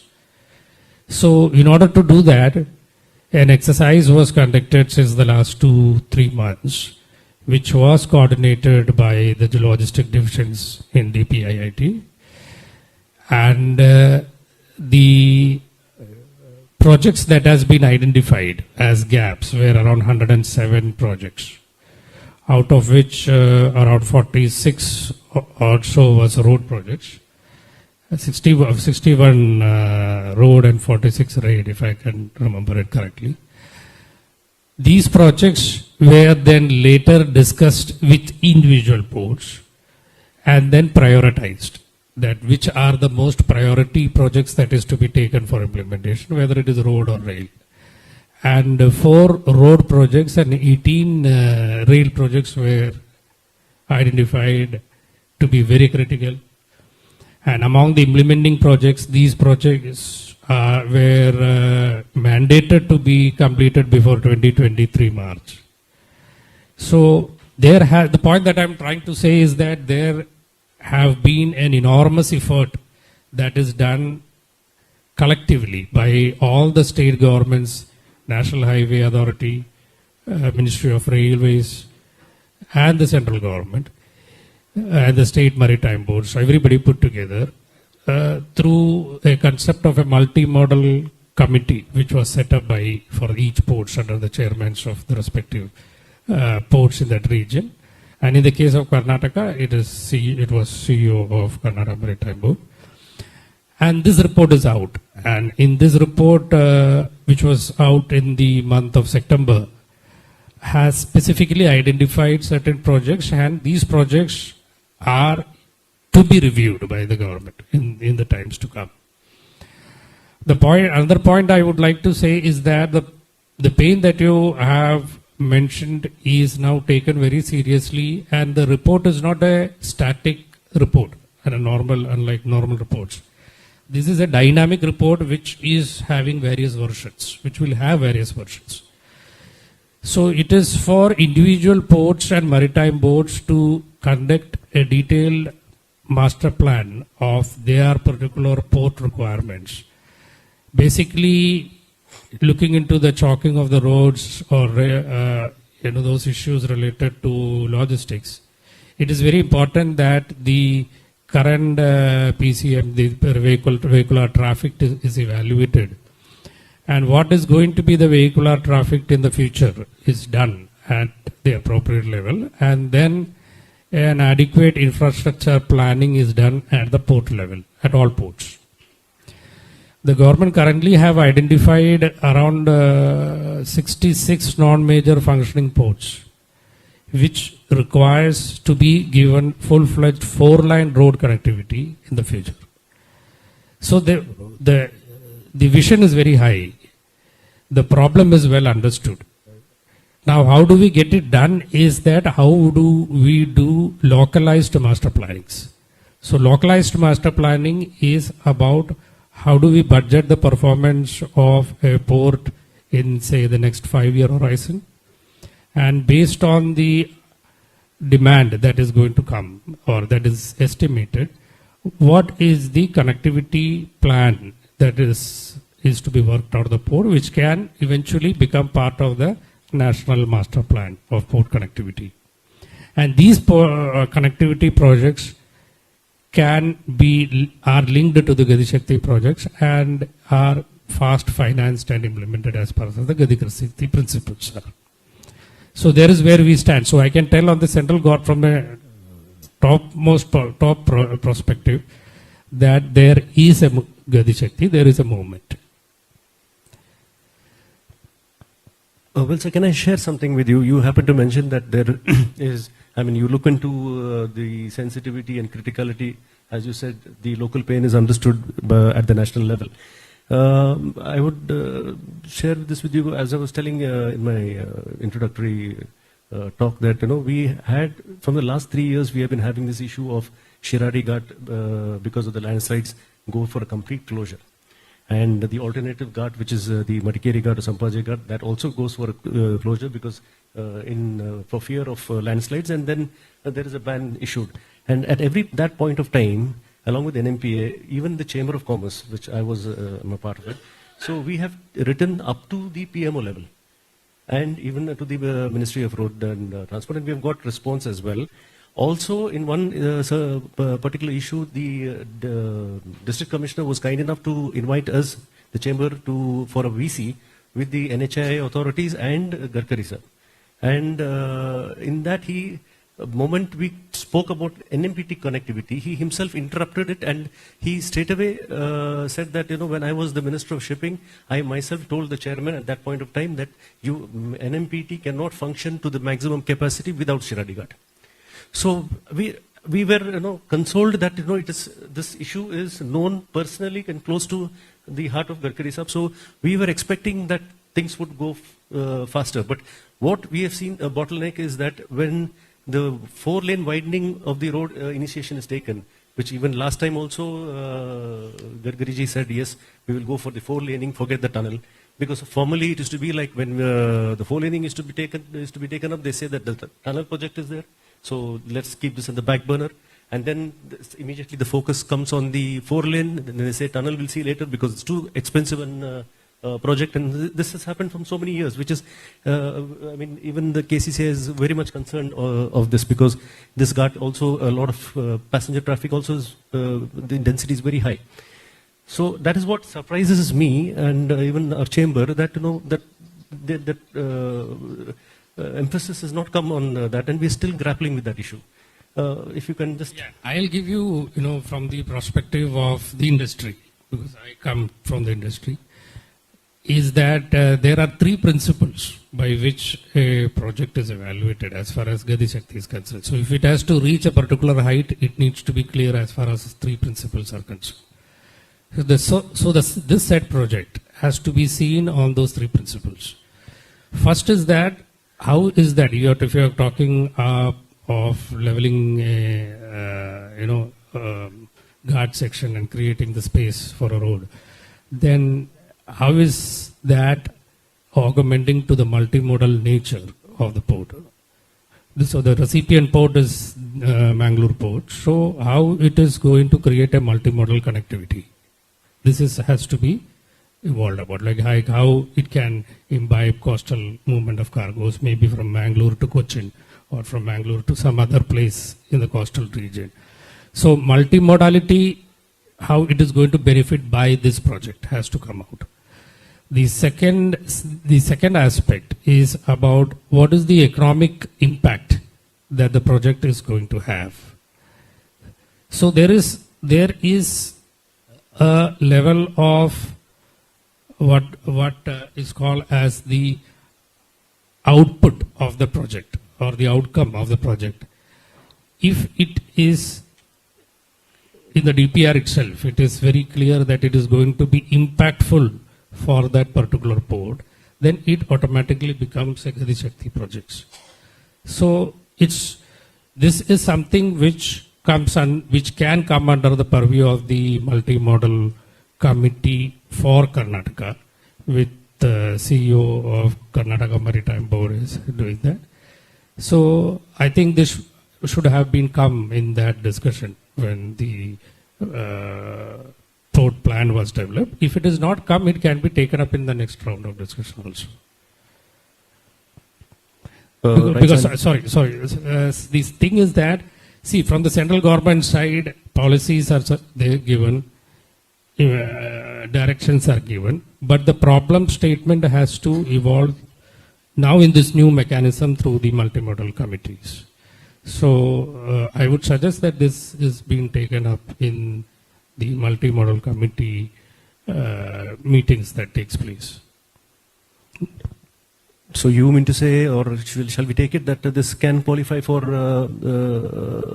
project under the Gati Shakti of this road? I mean, is that what you're trying to say? Road projects can get into the Gati Shakti project, but it has to be clear as per the principles of the Gati Shakti.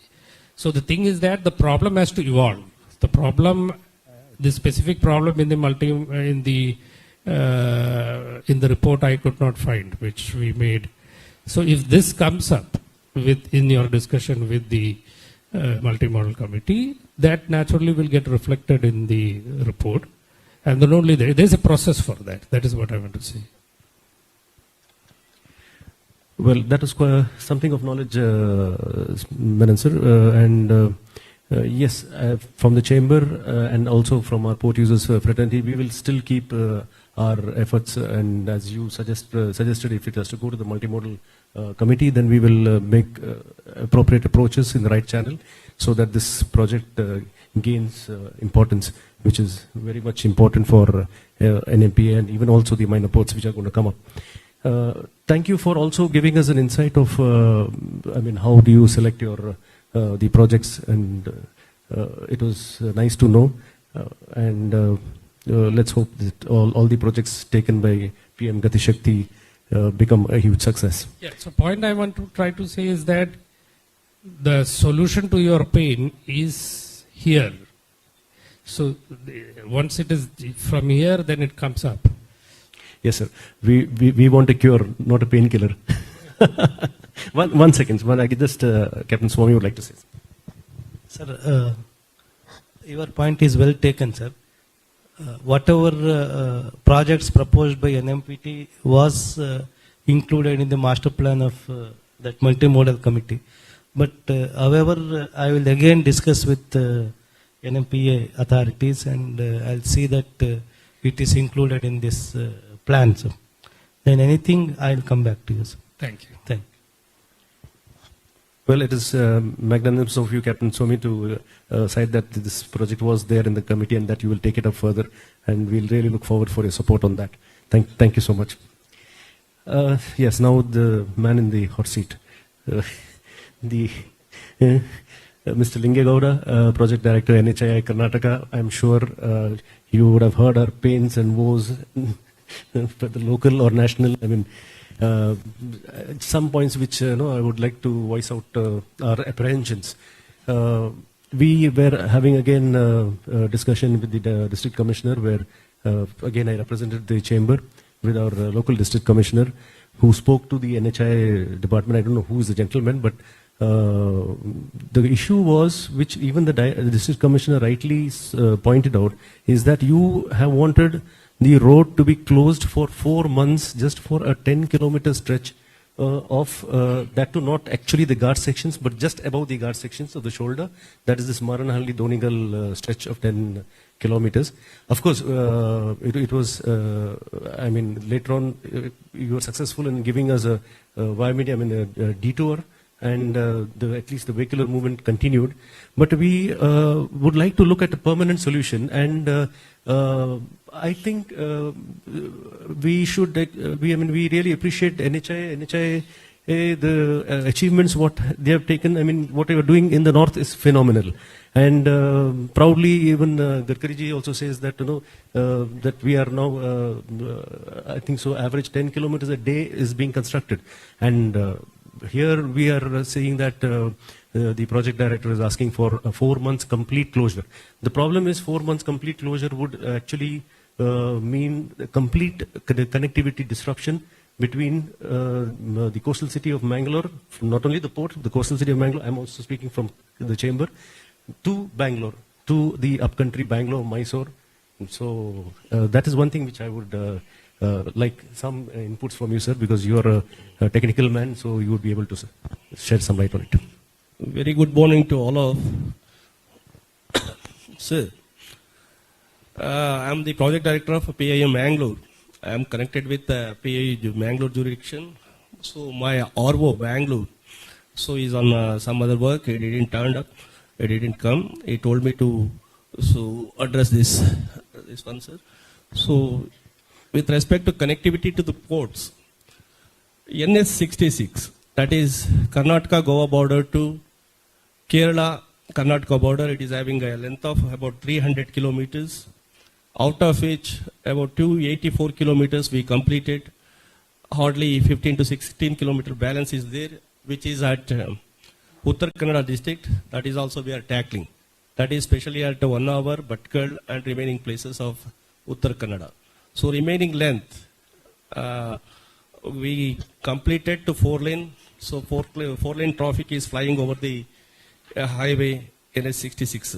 So with respect to connectivity to New Mangalore Port, we discussed with port authorities and Mr. Captain Swami also. In this regard, we are proceeding further. So NHA under the under Ministry of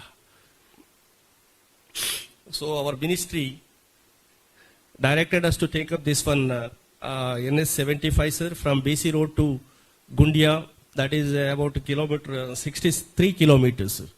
So accordingly, we took up that that work, which is rigid pavement of 4-laning in 2 packages. That is Gundia to Periyashanti, that is Dharmasthala Cross, from Dharmasthala Cross to BC Road. So work is now both the project works are going on, sir.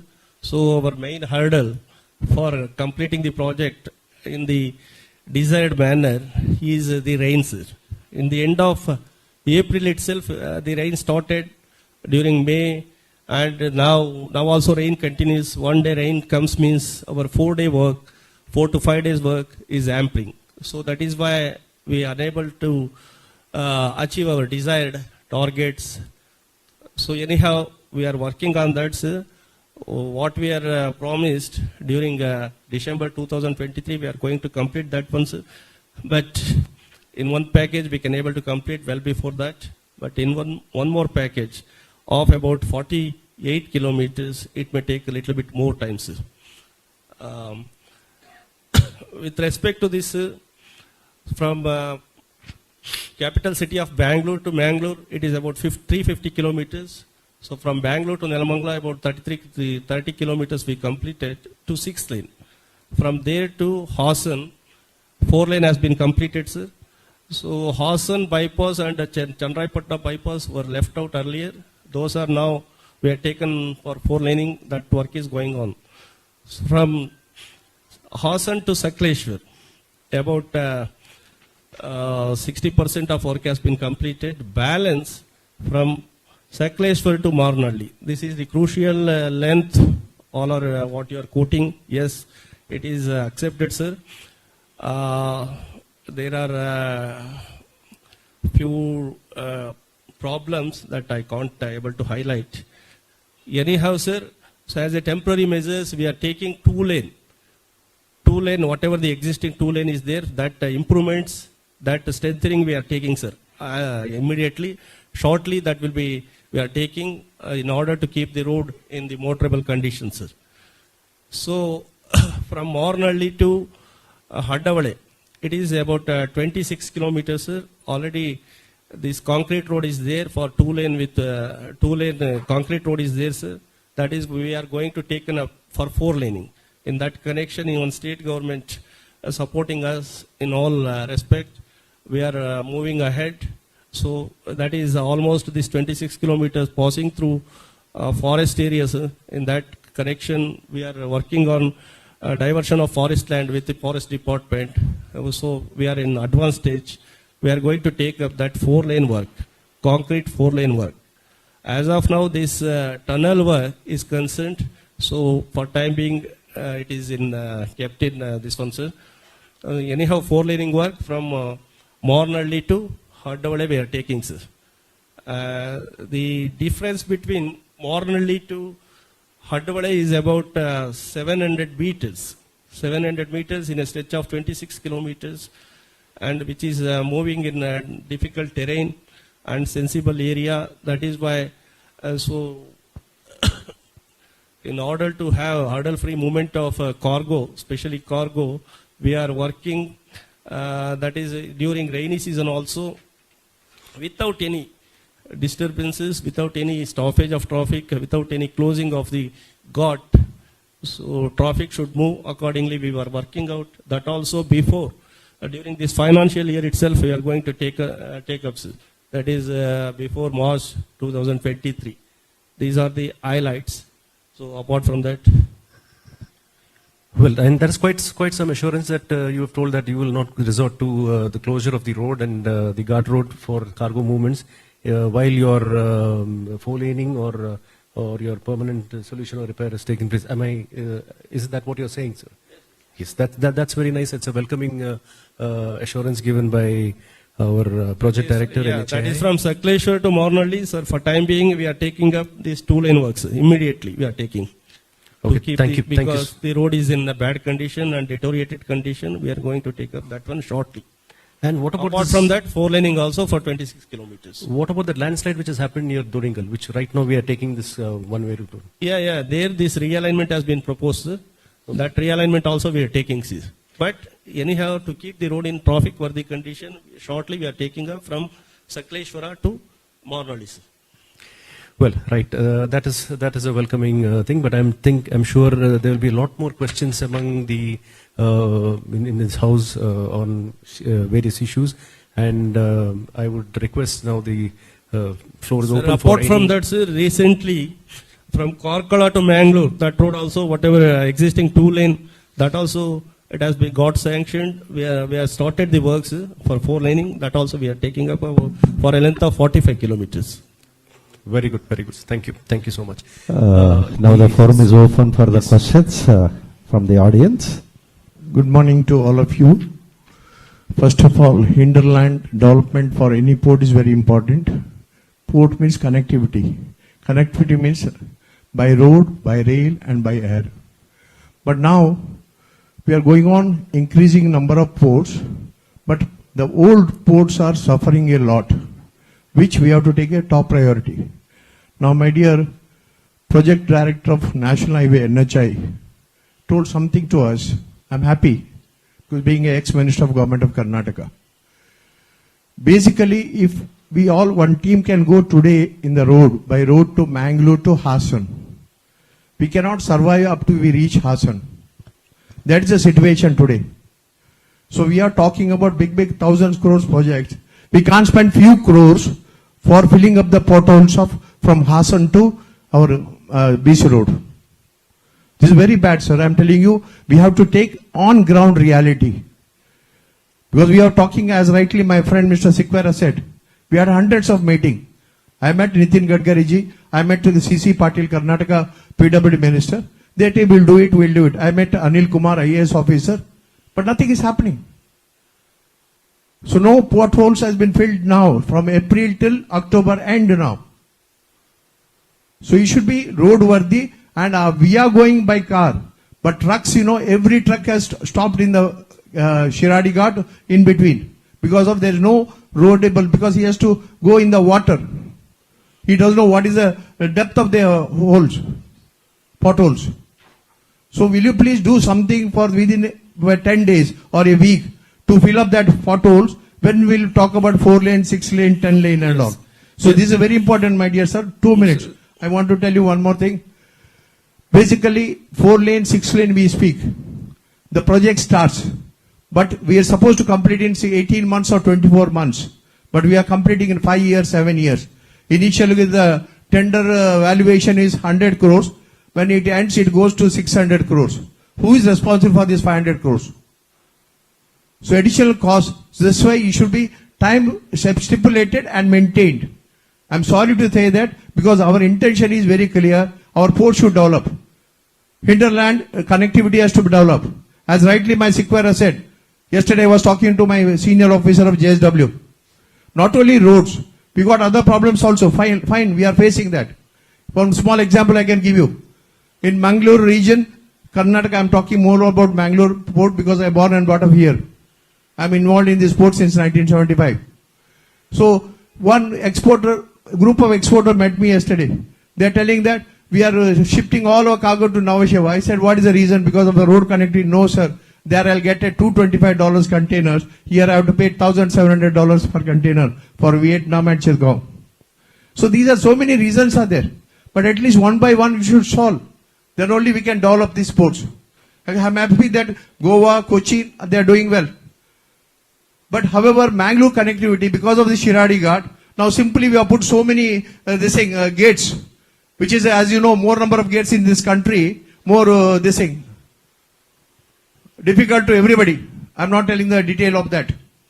So remove that gates. Allowed to move from this Kushalnagar for this via Sampaje, and allow this our Shiradi Ghat also. Stop putting, because we are now rain has come down drastically. There is no sliding problem now. Because we have taken the team of engineers from NIT. And we confirmed there is no danger. Why we are putting hurdles? Why you are putting so many gates? For what reasons? More gates, more corruption. So that's the reason my sincere request on this great thing. Take care of the ground reality. Today what we can do it. And think of for the next 10 years. Not for next 2 years. Because country is developing very fast. Our new government has taken very big interest on the development of the ports. Earlier government, they never thought of ports is one of the major economy for this country. But today, everybody realizing all the major ports should develop, infrastructure should develop, and all the exporters, importers of this country should be happy with the minimum cost. That's why we talk about logistic costs reduce. How to reduce all these problems? Corruption is going up. And roads are not good. Every one trip goes to Bangalore and comes back. We have to spend 10 to 15,000 rupees for repair. This is a situation or reality. So we have to, because he also has got a lot of trucks. Sequoia, I also got. Other bodies also got the truck. We know the pain of it. But please, project director Saab, I'm telling you, because I'm sorry to say that National Highway has to take action, and you should not say that I'm only up to Gundia. After that is not my responsibility. I spoke to all your engineers in Karnataka. They says, I am not responsible for the Shiradi Ghat. I am talking to NHI. I am not talking to individual officer. You are responsible for the entire NHI roads. You come on behalf of your region head. So we want to know when you are completing from, especially from Heggade to Hassan 4 lane. Completely, there is no road at all. I am going every week by car to Bangalore. So we are talking about future, but think of today, my dear sir. Thank you. Well said, Nagaraj sir, and on this, so you can understand the woes of our local people here. Local pain is, there is a lot of pain, and first, I think so before it becomes a national pain, I think what Nagaraj sir had suggested, that we need to see the solution with an immediate effect at the local level.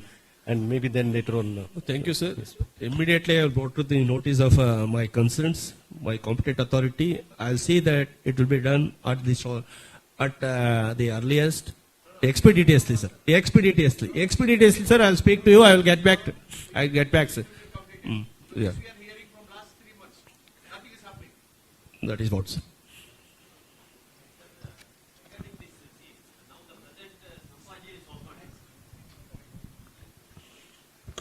Sampaja is opened, but what our request is, at least you give that Shiradi Ghat one side open every time, and at least the present situation, our coffee exports and it will start again with that full swing by another 2-3 months. That time you have to be completed and given to us, sir. And one side you have to be opened, road closed entirely with the road, please. Yeah, with respect to this Sampaja road, it is not comes under our NHI jurisdiction. However, we will discuss with our NH colleagues will get back to you, sir. No, but what I understand is the NHI, it is a national highway. Yeah, at the national highways, there are two pods. One, NHI used to execute some national highways, and Ministry of Road Transport and Highways under regional officers, that is Chief Engineer National Highways, they used to execute a few portions of national highway works. So accordingly, it is not concerned about this one. Anyhow, I will take in this point, sir. I will discuss with them, sir.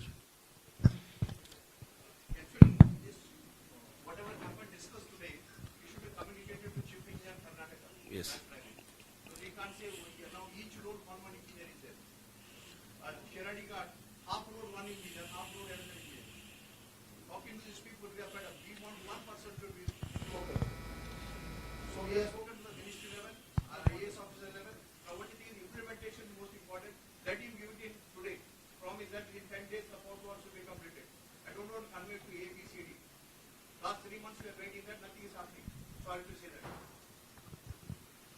Good morning, sir. I am Navneet, representing JSW. I think by now you were fired many bullets. With these bullets, I think you are totally confused, but I will restrict to only two questions. Mangalore port is now taking off. It's already taken off. A lot of business prospects are increasing. Now, National Highway authorities are very critical. We are basically connected to three ghats. One is Sampaje, Shiradi, and Hubli Ankora. Our experience since past 10 to 12 years, the experience is, especially during the monsoon, we get activated and we go and cry in front of the National Highway authorities and the state government, and they respect you, DCs of the three districts. They are little ruthless because of the local sentiments that there will be danger to the transportation, and the guards gets collapsed there and it will be disrupted. Sir, now I will ask you only two questions, sir. I think with your RO last meeting I had asked him, but it was a sensitive question. He could not answer for various reasons. Since you are a Government of India employee, you will not be able to give your commitment because of various things, sir. First question I would like to ask you, sir, because now the momentum of cargo flow from the hinterland, which is the sole hinterland of Karnataka, which has been proudly declared by the two neighboring ports that it is theirs, we are, as a private entity, we are trying to tap all the cargo to Mangalore. Now we find one critical problem is the transportation from Hassan to Sakleshpur. It is in a very bad shape. Since past 7 years, it is in a very, very unmotorable situation. Just now we came to know that it is been developed. What will be a timeline to complete that? Will it happen before the 1 minute, sir? Before that, only two questions. I will not disturb you. I will not hurt your sentiment, but you would like to answer our query because it is in the interest of the entire trade of Karnataka. Since you are from Karnataka, I think you should be having better concern for that. Now, the thing is, what will be a timeline? Because I know that the contractor, the original contractor has failed, and you are giving a piecework to another contractor, which I have documentary evidence. We had shot a letter through the minister from Udupi Chamber of Commerce. They have got the point-by-point reply. Now, sir, what will be the timeline? Will you complete till Sakleshpur before the monsoon? One. Second thing is, one more main question is Marnhali to Donigal, which is a very, very critical thing. Is totally it gets disrupted and we become an island. Now, sir, last one, the government of Karnataka was kind enough. The Honorable ex-minister also had taken up, and the chamber, and we all have gone, and the local DC also was kind enough to have a teleconference, and immediately the minister, the Patil Sahab, had sanctioned 4.2 crores, and the alternative road was done. Now, sir, this second question is, will you complete this 10-kilometer stretch before in next 8 months, because the monsoon starts here by May first week or second week monsoon starts. Will you give the same statement to us that you are going to do that 2-laning and you will complete it? These are the only 2 questions, sir. If it is not possible, you please say that it's not possible, and it will be satisfying us. Thank you, sir. That is what. So that is comes under. I will tell you the fact. That is comes under Project Director PAU Hassan. Anyhow, our RO is not in the position to come over here. That is why he told me to attend this conference. Accordingly, I am attending. So before coming over here, I discussed with our RO with respect to that 10 kilometers, especially between Donigal to Mornalis. So in that regard, he said that yes, for 2-lane existing road, they are going to take up the improvements immediately. That is what he said. So and it will be implemented immediately at this shorter duration. That is what he said. So accordingly, it will be taken place. 100% it will be taken place. Not for laning, existing 2-lane improvement, it will be taken place for immediate purpose. Well, thank you, sir. Successful to Hassan, sir, that about 35 kilometers, out of which I heard about 27 kilometers or so has been completed. Balance 7 to 8 kilometers has to complete. So that contract is doing. That is before April 23rd. Before April 23rd, it is going to complete. That is what I heard, sir. Yeah. Bridge for Hemavati River. So that they are taking up this. Mostly it is in the advanced stage, I believe. With respect to that, exactly I don't know. I'll get back to you, sir.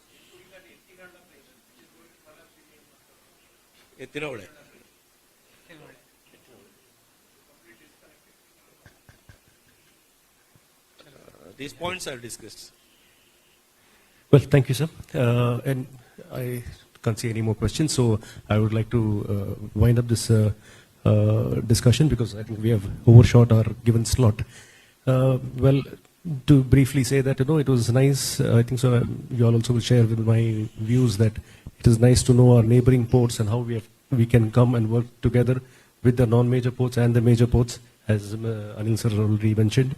And nice to know that NMPA has got a humane approach and Captain of Ports is promoting tourism. Well, we all have heard about that, so I've got nothing much more to say. Just that I should thank that KCCA was invited, and as a director, I had the privilege of moderating this very fruitful discussion, I hope, on the road connectivity. Thank you so much, and thank you to all. Thank you very much, Sikvera. I think it was a very fruitful and sensitive issue on the road connectivity concerned to the port as well as the public.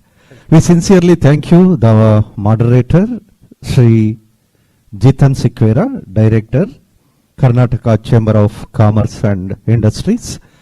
And also we thank Sri A.V. Harinath, Chief Engineer in Charge, New Mangalore Port Authority, Sri Suresh S.P. Patil, Chief Engineer, Mammagoa Port Trust, Sri Vipin Menon, TM, Cochin Port Authority, Sri Rajesh Menon, Associate Director and Subject Matter Expert, DP, IIT, Logistics Division, Sri H.S. Lingegowda, Project Director, NHAI, Karnataka, Captain Sri Swami, Director, Karnataka Maritime Board, Sri Abhay Barve, Deputy Hydrographic Surveyor, Captain of Ports, Panaji. Now, ladies and gentlemen, we will have a short break for the tea. After tea, we will going to resume the session, rail connectivity issues. I request all of you to please join to the adjacent of this hall. Only 5 to 10 minutes we will take because the closing will be too late. Today, for your information, good news, there is no post-lunch session, so we can finish before post-lunch. Because yesterday I could see all the eyes, most of the eyes were only partly open and forcibly they were trying to open after the lunch. So today we have shortcut our session before lunch. Please join tea session now and come back immediately so that we can resume the rail connectivity issues in the second session.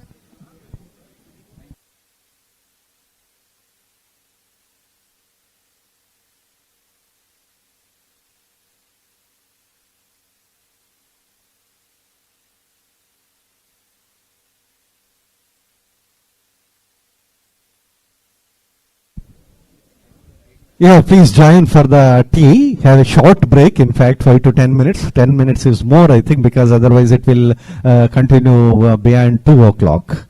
After 2 o'clock, it is not advisable. Again, we have to break for a lunch.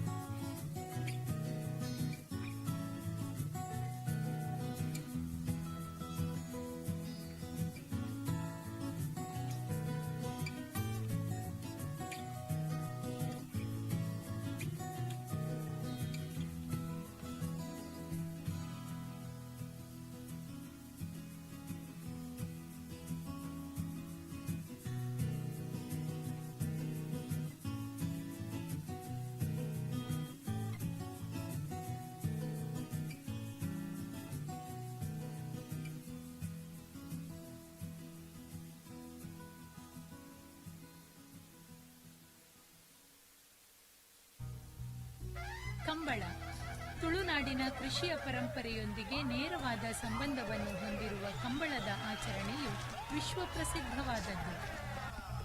ಉತ್ಸಾಹ, ಕ್ರೀಡಾ ಸ್ಫೂರ್ತಿ ಹಾಗೂ ಸಂಪೂರ್ಣ ಶಕ್ತಿಗಳನ್ನು ಪ್ರತಿಪಾದಿಸುವ ಕಂಬಳದಲ್ಲಿ ಕೋಣಗಳ ಓಟದ ಸ್ಪರ್ಧೆಯು ಬಹಳ ರೋಚಕವಾದುದು. ಕೆಸರುಗದ್ದೆಯ ನೀರಿನಲ್ಲಿ ಮಂಜುಟ್ಟಿಯಿಂದ ಗಂತಿನವರೆಗೆ ಅಸಾಧಾರಣ ವೇಗದಲ್ಲಿ ಓಡುವ ಬಲಿಷ್ಠ ಕೋಣಗಳಲ್ಲಿ ಅತಿ ಕಡಿಮೆ ಕಾಲಾವಕಾಶದಲ್ಲಿ ಗಮ್ಯವನ್ನು ತಲುಪುವ ಕೋಣಗಳ ಜೋಡಿಯನ್ನು ಕಂಬಳದ ವಿಜಯಿ ಎಂದು ಘೋಷಿಸಲಾಗುತ್ತದೆ. ನೇಗಿಲು ಕಿರಿಯ, ನೇಗಿಲು ಹಿರಿಯ, ಹಗ್ಗ ಕಿರಿಯ, ಹಗ್ಗ ಹಿರಿಯ, ಅಡ್ಡ ಹಲಗೆ, ಕನೆ ಹಲಗೆ ಮುಂತಾಗಿ ಹಲವು ವಿಭಾಗಗಳಲ್ಲಿ ನಡೆಯುವ ಓಟದ ಸ್ಪರ್ಧೆಯಲ್ಲಿ ಕೋಣಗಳ ಮೂಗುದಾರವನ್ನು ಹಿಡಿದು ದೃಢವಾಗಿ ನಿಂತು ಕೋಣಗಳನ್ನು ಅನುಸರಿಸಿ ಅದೇ ವೇಗದಲ್ಲಿ ಓಡುವ ಸಾಹಸಿಗಳನ್ನು ಕಂಬಳವೀರ ಎಂದು ಬಹುಮಾನಿಸಿ ಗೌರವಿಸಲಾಗುತ್ತದೆ. ಕರಾವಳಿಯ ಕಂಬಳವೀರರ ಓಟದ ವೇಗವು ಜಾಗತಿಕವಾಗಿ ಅನೇಕ ಹೊಸ ದಾಖಲೆಗಳನ್ನು ಬರೆದಿದೆ.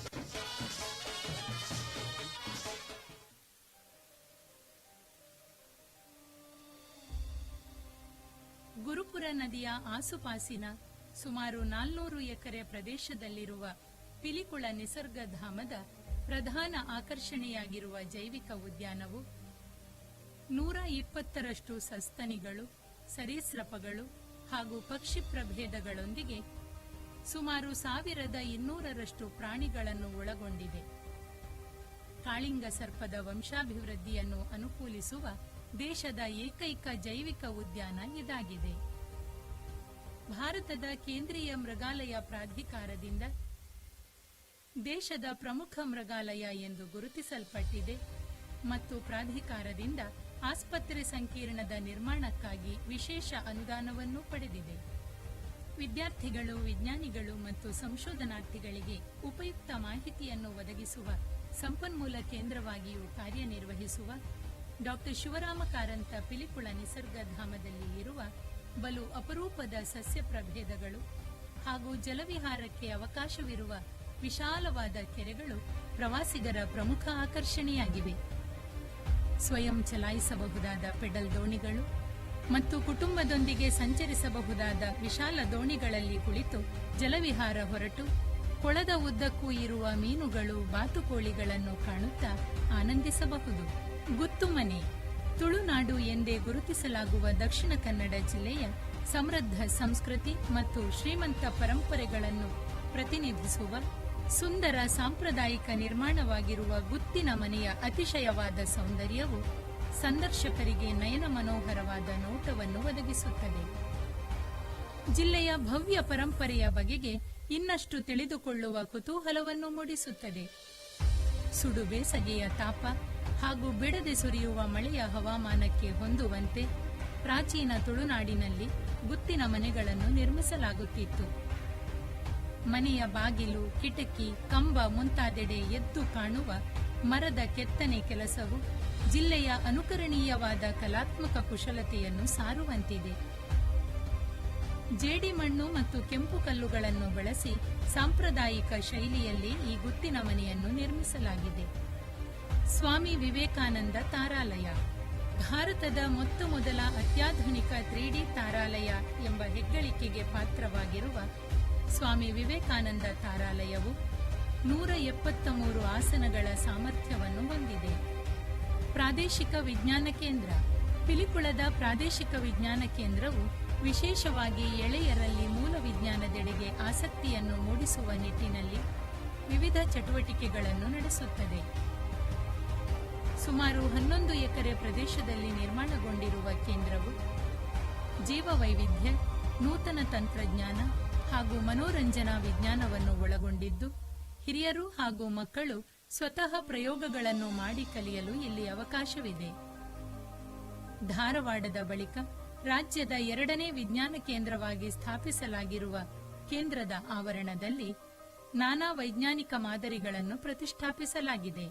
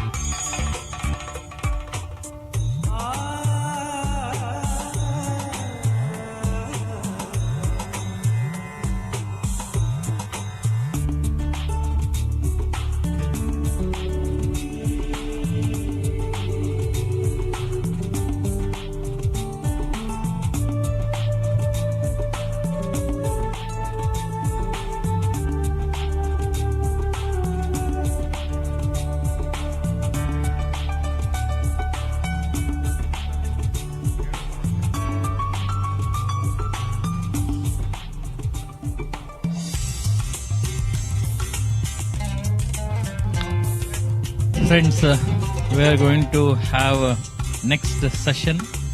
It is also a panel discussion. In a short while from now, we'll start session on rail connectivity issues. Those who have had taken their tea, please come and occupy the seats in the hall so that we can start the next session. I request everyone to come and sit in this hall so that we can start the next section.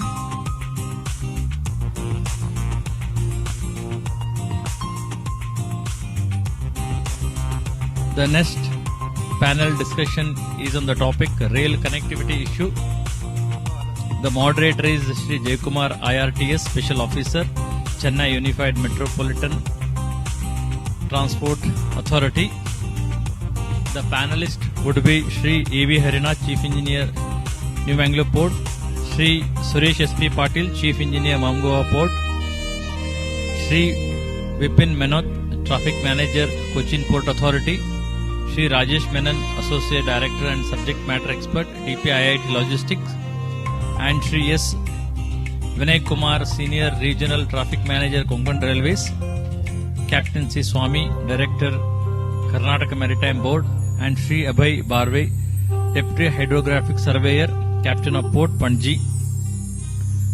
There would be 7 panelists and moderator is Shri Jitan, Shri Jayakumar IRTS Special Officer, CUMAT.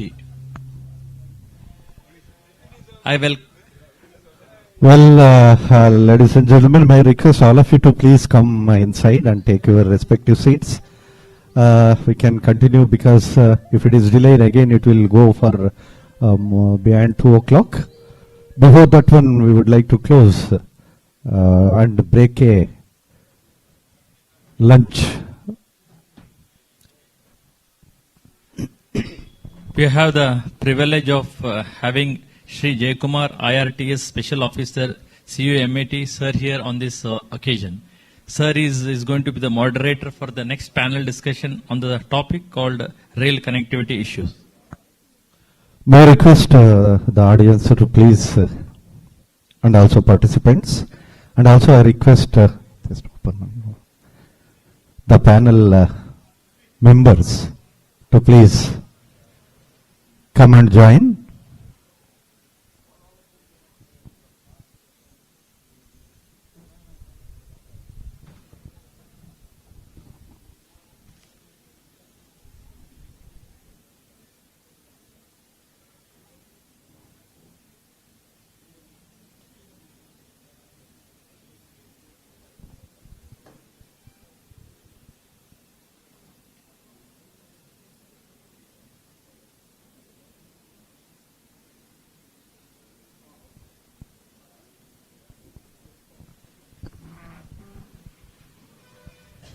Now we are going to have a panel discussion. After panel discussion, we will be having closing session. That closing session would be, the speaker is Shri KG Nath, Deputy Chairperson, New Mangalore Port.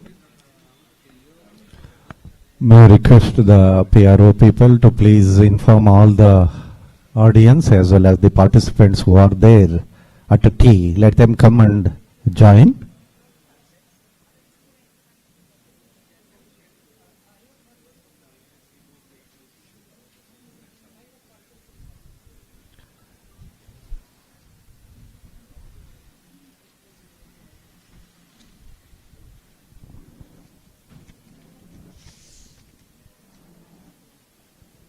May I request the panel members, Sri A.V. Harinath, Chief Engineer in Charge, New Mangalore Port Authority, Sri Suresh S.P.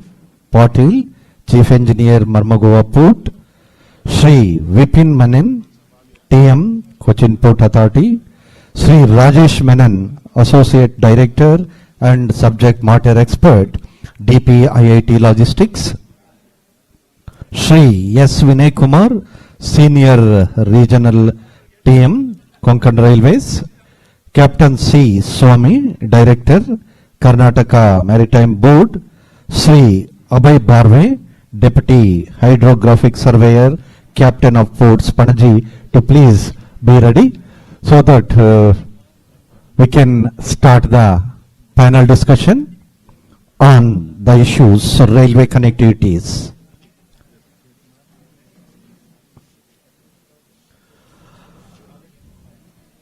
Well, ladies and gentlemen, we welcome you all to this second session on PM Gati Shakti, National Master Plan for Multimodal Connectivity, Multimodal Maritime Summit 2022.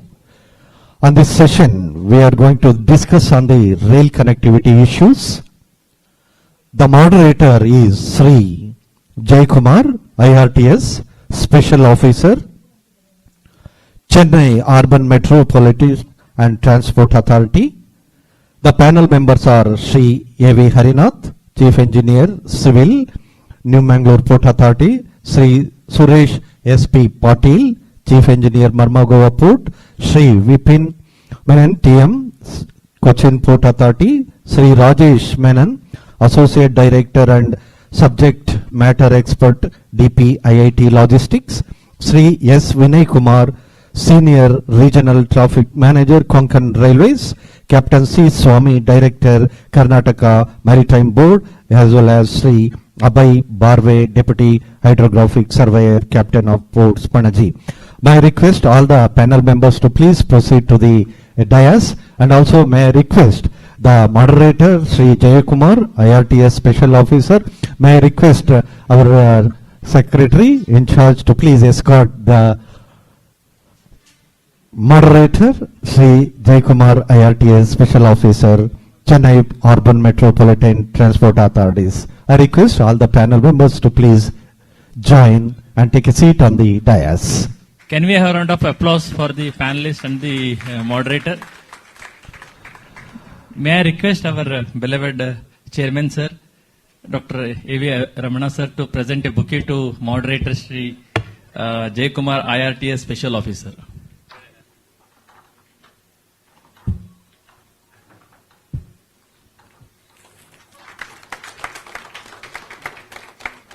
And I also, our Chairman Sir, to present a bouquet to Shri S. Vinay Kumar, Senior Traffic Manager, Konkan Railway as well, sir. For other panelists, I already welcome, sir. Here, sir.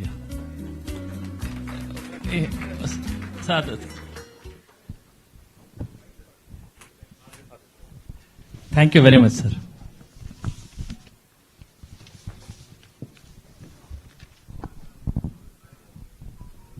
Well, ladies and gentlemen, Pradhan Mantri Gati Shakti is one of the more ambitious programs of a Prime Minister, Sri Narendra Modi ji.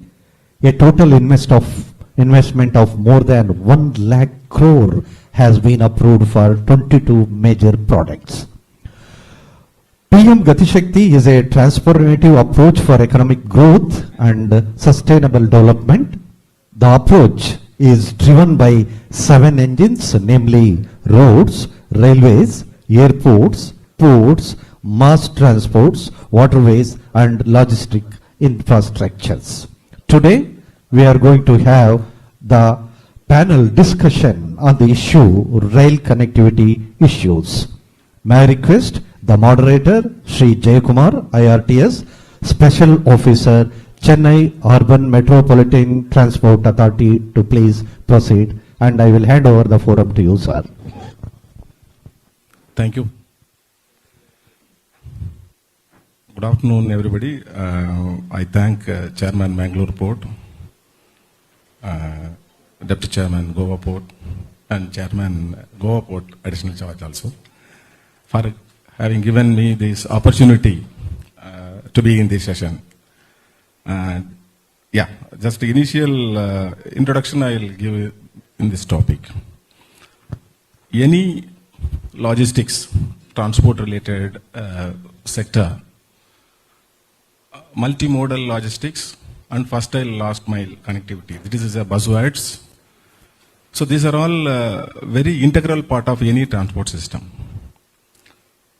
For example, if you are moving coal from South Africa to Mangalore, then logically the destination may be in Bellary area. So your last mile connectivity is important.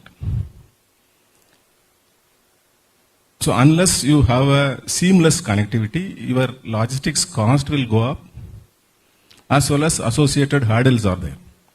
So in any transport system, seamless transport system means you have first mile, last mile connectivity and improvement in the nodes. That is what we used to say. Now I am in the urban transport.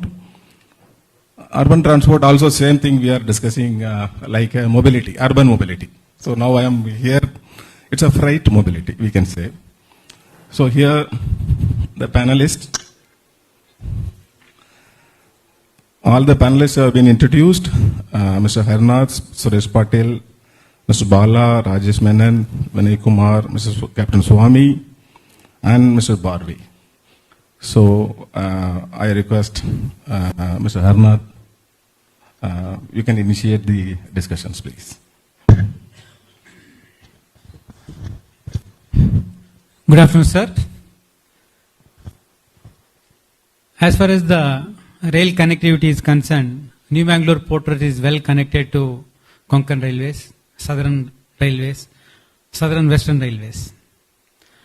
And we are closely associated with the railway authorities, and we are taking up the projects as far as New Mangalore Port Authority is concerned. Actually, presently, sir, we have UPCL has our PPP partner has developed 3 railway lines. One more PPP partner, JSW Mangalore Coal Terminal, he has developed 3 lanes. Port, we ourselves are having 4 railway lines and 1 railway line inside the port area. And we have 3 more lines at with Concur. They are yet to put into use. Totally, we have 15 lines inside the port area. Actually, the capacity what we are having, the usable capacity is of 78.8 million tons per annum. If all my 15 lanes are put into use and if it is well connected, if the cargo is generated, we can handle almost like 40%. These lines can cater up to 25 to 30 million tons of cargo through rail alone. But because of various reasons, we are not able to evacuate the cargo through rail. Last year, we handled about 39 million tons of cargo. 8% of the cargo only was evacuated through rail. Now, day by day, the coal cargo is coming down. The major product generally we are evacuating to the railway line is coal. The limestones are there, fertilizers, and also sugar. To meet the requirements of the trade, now during the rainy season, sometimes we are not able to load the cargo. To that, port we have initiated action to provide a covered shed for half of the rake, and that will be taken place. Now we are in consultation with Railway Department, Palghat. Sir, actually we are well equipped to feed the cargo to the railway lines. The challenge is, again, one challenge what we are encountering is the HMRTC, where the trade is always requesting for one more additional line. That requirement is also being taken by our chairman with the highest authority, but it is under discussion. Till now it has not been finalized. And the cargo through rail is not happening much in HMRTCs because of the freight. So these are all challenges we are encountering. So the connectivity plus the rate, whatever the charges, economy has to go in hand, so the cargo can be shifted to the rail. Because presently the challenge is the road transportation is comparatively cheaper when compared to through rail. So that is one aspect which needs to be addressed, so that the cargo through rail goes evacuated, means that is the one of the best mode, so that it will be, as far as the environment is concerned, there won't be pollution, there won't be congestion on the roads, and the cargo, there won't be pilferage, spillage. So this rail connectivity definitely will help if the cargo is moved through the rail. The port is well equipped with all the facilities, and we are going with the requirement of the railway. And as of today, sir, we have the facilities more than the requirement of the railway. So this is the, as far as the New Mangalore port, sir, we are in line with the requirement what railways are looking at. Thank you, sir. Thank you, Mr. Harnath. From the Mangalore port perspective, he has explained the real situation and the expectation. And next panelist is Mr. Patil. Hello. Good afternoon, sir. As morning we have discussed, the topography of the port is natural. We cannot escape for that, because the land parcel what we have within the perimeter, we have to give the best results. What our chairman is interested in the same thing, to earn the money. First you earn the money. We need money. How to need the money? These are all connectivities to be proper in place, in time, within the limit of our boundary. As I told, the main concept of Goa is where fully more than 90% is depend on railways. Because road is very constrained, there is no, even though you are taking action, but you are not expecting much cargo evacuation of the port. That is the main concern of that. Since 90% is rail, the whatever action taken by Indian Railways for doubling the existing is most important and critical. This has to be flagged by our chairman time to time to all the concerned ministry and all, but till it is not in the place, since it is long. They already taken, Indian Railways already cooperated, and they have taken the action from Hospeti to Goa as a southern board, single line to double line. Already about 80% work is already completed, but balance, sir, it is our request on this forum again to the railways to see that it has to be done place, because we have planned for a lot of projects. Our existing rating capacity is about 60 MMTPA, but we are handling about 17 to 18 because of we are not giving trade to the sufficient infrastructures which is required to the trade.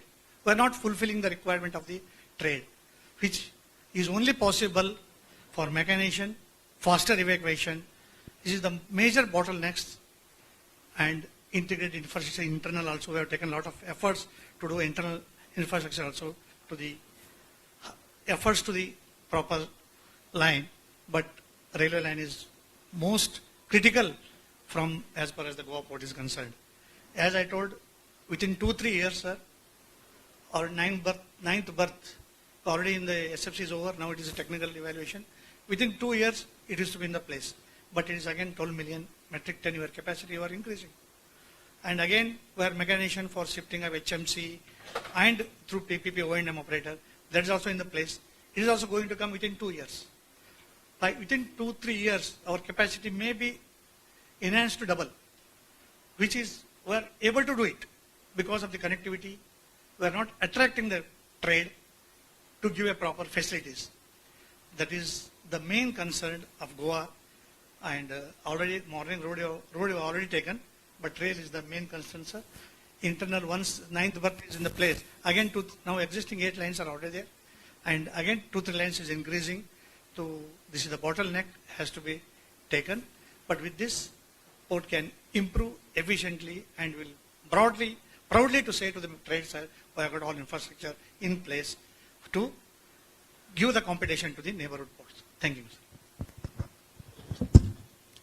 Thank you, Mr. Patil. You come from the Goa port. The tagline, business with pleasure. And Goa is traditionally having a very strong hold in the rail connectivity and very efficient rail system. 2 silos loading more than 8 rakes per day. And still more, there is additional berths are coming, so that is a demand from Goa. So that is a vital. And the third port, now the Cochin port, Mr. Bala is not here, and instead Mr. Vipin Manath, traffic manager from Cochin port. Respected Jaykumar sir, Ramana sir, dignitaries on and off the dais, a pleasure speaking to all of you once more. I'm feeling a little small for the reason that both my sister ports, Mangalore and Goa, have very rich, vibrant hinterland which naturally feeds to the ecosystem of the railways. Whereas coming from a state and a port which serves the hinterland of Kerala with not such a great industrial growth, supply side strength of a port in creating a requirement for rail is not as felt as is felt in the case of Goa or Mangalore, because both these ports are sitting flush on large volumes of business or large volumes of industrial strength, unlike Kerala, which is naturally not so equipped with the industrial growth. Having said that, port in terms of the port, Cochin is well connected to the national grid. One of the largest railway overbridges connecting this national grid is from Vallapadam through Idapalli. It is primarily connecting our international container transshipment terminal, but its potencies are still to be utilized. The second part is the island, Willingdon Island, where the port is situated. Although we are one of the oldest ports to have been connected way back in 1930, when Kochi Maharaja sold 8 of his golden caparisons of his elephants to fund this Shornur-Cochin railway line, which connects Willingdon Island. But with the changing times, we have not been able to match the technology for certain physical constraints or institutional hindrances. We have the naval airport right in the Willingdon Island, which has 2 flying runways, and being a runway of national importance, which are being used by the VVIPs of the country, Navy is unwilling to permit the port to electrify this route, which connects from Ernakulam to Willingdon Line. As a result, although the lines are there, we are not connected to the national grid. There needs to be some technological intervention or some technological advancement required so as to facilitate this electrification of this line. Although this very recently diesel electric motive has started, but then the changeover of engine again takes off the time for the transit. So unless there is some advancements in terms of electrification of this route, it is very unlikely that island would get electrified. And in terms of multimodalism, thanks to Jaykumar sir, we have addressed a very good market of in Hyderabad, which is basically very hazardous cargo, highly hazardous cargo, explosives, and all the while it is being moving from Hyderabad to Cochin by road. So we have discussed with them, and now we are offering them an alternate solution of multimodalism, that the cargo will come to the port, get loaded onto the railway, and then move to the destination. This is really sensitive cargo, highly explosive cargo, and movement by rail will definitely reduce the hazard that it poses on the road. So we are doing little things which will help in promoting the multimodalism of cargo. But definitely hindrances like the flying funnel restrictions are, which is preventing the electrification in the port logistics is coming our way. Once that is resolved, I think port has enough land to facilitate the creation of multimodal logistic park, which is one of the projects that the National Highway is planning to take up. So that, along with the rail network, will help the port to make use of its land resources for the logistic movement of cargo, as well as for the containerization, containerized movement. And eventually we may be able to play, if not a big role, but a little, whatever little role in bringing down the costs of logistics and ease of doing business. That's for Cochin Port. Thank you. Thank you, Vipin. God's own country. And some issues are there. We will address in the summation also. Mainly the island is a thing. And now the fourth speaker I call from Konkan Railway, Mr. Vinay Kumar, Regional Traffic Manager, Senior Regional Traffic Manager. Thank you, sir. Thank you, everybody. First of all, I wish to congratulate Mangalore Port Authority for arranging such a program and your initiative in linking the trade and giving the development. And this is what which we required, actually. Thank you very much. So, I don't have much to say, but because Mangalore Port is already, it is connected with the rail connectivity is already, it is available. Railway station itself is inside the port only. But we have to think something extra, how the container, maximum container can come to here. Now, with an example, I will tell you. In Goa, Konkan Railway has developed on full-fledged container terminal. Even customs clearance also we are planning to be, we will be there within 1 month. So, present condition, how it is happening, those traders, those who are having very limited number of cargo, means 1 container, 2 container, they used to go to Navasheva by road. It is an Herculean task for everybody. Everybody, मालूम है सबको. This is very difficult to travel towards Bombay city and getting clearance, everything. So why we can't think? Everybody has to think. We can bring Goa and Ratnagiri. There are containers. Why can't we bring it to Mangalore? For that, Konkan Railway can already we are in touch with Concor and JSW and some shipping line also. We are already in the marketing mein hai. Why can't we bring it? Because it has to go a long distance and port connectivity, everything is available, and inside the train can come directly here. No hurdles, no nothing.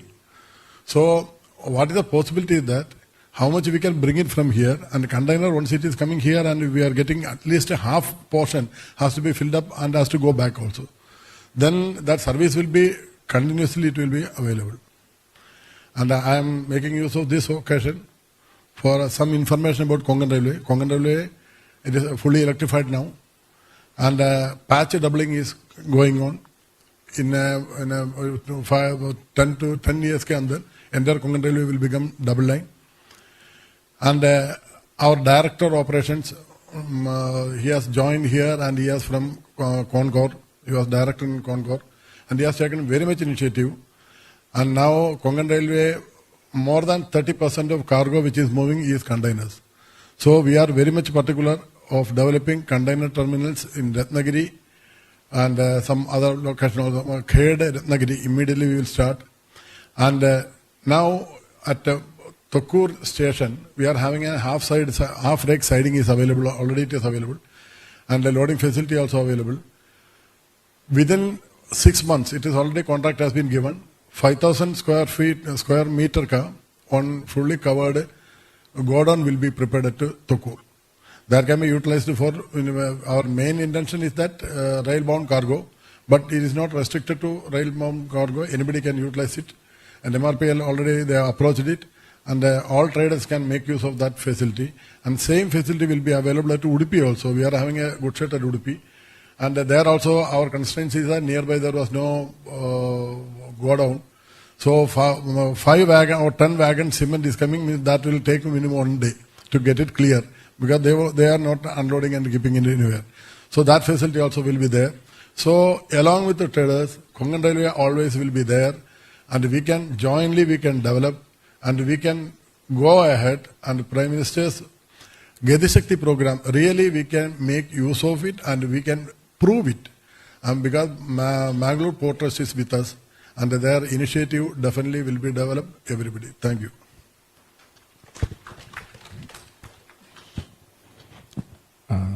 Thank you, Mr. Vinay Kumar.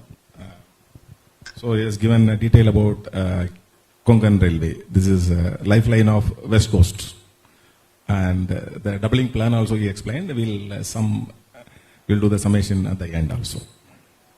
Next speaker, I request Karnataka Maritime Board Director, Captain C. Swami. Please. Respected dignitaries on the dais and Chairman Sir, after deliberated road connectivity, now we are on rail connectivity. For any port, rail connectivity is the vital and major component, because volume of the cargo which is being handled at ports can be evacuated only through the railway lines. Unfortunately, Konkan Railway runs parallel to the Karavali coast, but Konkan Railway is not connected to any of the minor ports in Karnataka. In that regard, I would like to thank Konkan Railway. On our request, they have prepared a feasibility report from Konkan Railway to minor ports of Karnataka, including Belikeri, Honavar, Keni, and Monkey. So among those, we have prioritized which is the immediate requirement, and we have requested them to prepare DPR for 2 ports, that is Keni near Belikeri and Pavan Kurve near Honavar.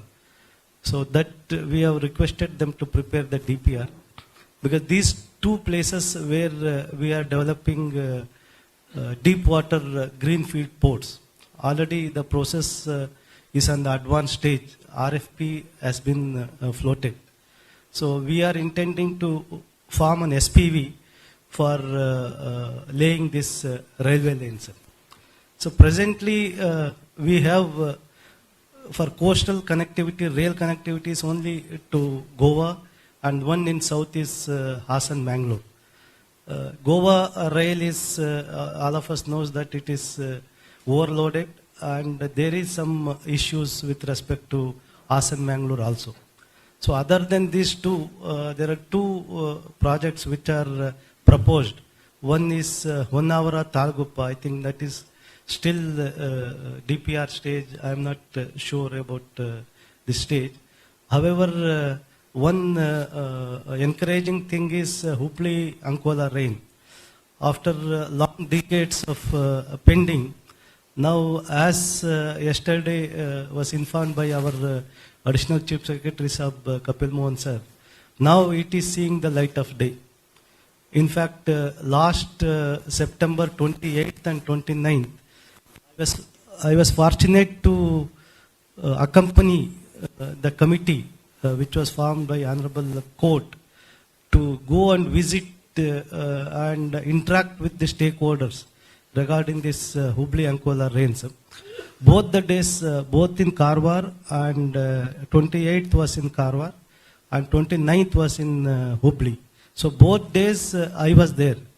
So their demand of the people was very much in favor. And of course in Hubli there were some environmentalists who was opposed, stating that it is environmentally sensitive and all. But if you consider rail compared to road transportation, because all of us seen what happened during this iron ore movement time from 2007, 8, 9, 10 and all. So thousands of lorries used to ply on the highways, which was causing more damage to environment. So with this Hubli-Ankola rail, even environmentally also we can reduce the damage, and faster evacuation of cargo also will be there. So we have been mandated, Karnataka Maritime Build is mandated to prepare on master plan, because committee opinion that don't come with piecemeal. Okay, we are coming NH-way, 2-way we are making, 4-way we are making. So instead of that, another 15, 20 or 25 years, what all projects will come, both in terms of rail and rail. So that we are making in consultation with all the stakeholders. So another 25 years, what requirement is there for rail as well as road? That master plan will prepare and we will submit to the committee. So with that, I am sure these connectivity issues will be, at least to some extent, we will deal with that, sir. Thank you very much. Thank you, Captain. Very elaborate plan, yes, given to the audience from Karnataka Maritime Board. Thank you. The next speaker, Mr. Abhay Barve, Deputy Hydrographic Surveyor, Captain of Ports, Panaji, Goa. Respected Chairman, sir, dignitaries on the dais, off the dais, आणि हांगा sir बशिल्ल्या सगळ्यांक my मोगाचो येवकार. A very good afternoon to you all. As far as the rail connectivity to the non-major ports of Goa are concerned, most of these ports are being utilized for the recreational purpose, except one, that is at Savodem Kutsadam Jetty, that is been very well connected by the Southwestern Railway. Yeah, that is all from the Goa side, from the Captain of Ports Department. Thank you. Very short and very critical point you made. And now I request next speaker, Mr. Rajesh Menon, Associate Director and Subject Matter Expert, DPIIT Logistics. Please. Thank you, sir. As I will just repeat what I said in the road thing, that for everybody who's new can know, Ministry has done, the Ministry of Commerce with the support of Ministry of Railways and Ministry of Road, State Maritime Boards and our ports have done an elaborate exercise of identifying all the functional non-major ports, evaluating all its existing connectivities, and working out what is called a comprehensive port connectivity plan. Now this plan has identified two types of projects. One is the existing projects which is already identified in the Sagarmala program. Besides that, the projects which is considered as in the future, what is called the infrastructure gap projects. So there are around 20-25 rail projects which are under the implementation mode in the Sagarmala scheme. And there are around 41 infrastructure gap rail projects which has been identified which need to be developed in the future. Now, for the Goa port, the rail connectivity from Hospet to Vasco, some 350 kilometer line, is now being taken as part of the Gati Shakti project as per the comprehensive port connectivity plan. And this will be reviewed in the project management team by the logistics division. And what we have been told is that this project will get over by 2025. So this is one of the projects which will help the port of Goa as far as rail connectivity is concerned. On the Cochin port side, Vipin was speaking about the doubly electrification.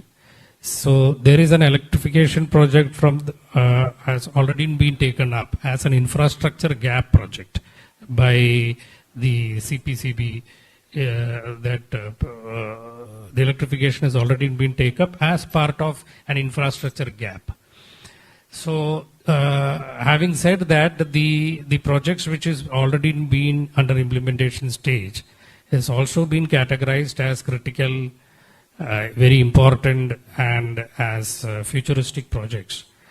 And the projects have already been earmarked by the cabinet secretariats, which need to be completed by 2023 March, 2024 March, and 2025 March. So this activity is already in place. Ministry is already moved in that play. In addition to that, any new connectivity infrastructure gap projects which might come up in future, or the updation of the existing connectivity projects will again be taken up by the ministry. So it's a dynamic system by which it moves on. So the assurance that I would like to give you is what I told in the earlier session, that it is not just a local problem, it is now a national problem also. So we are, besides that, I'd also like to mention the multimodal committee set up throughout the coastal states. There are 8 multimodal committees. For Goa and Karnataka, it is under the CEO of Karnataka Maritime Board.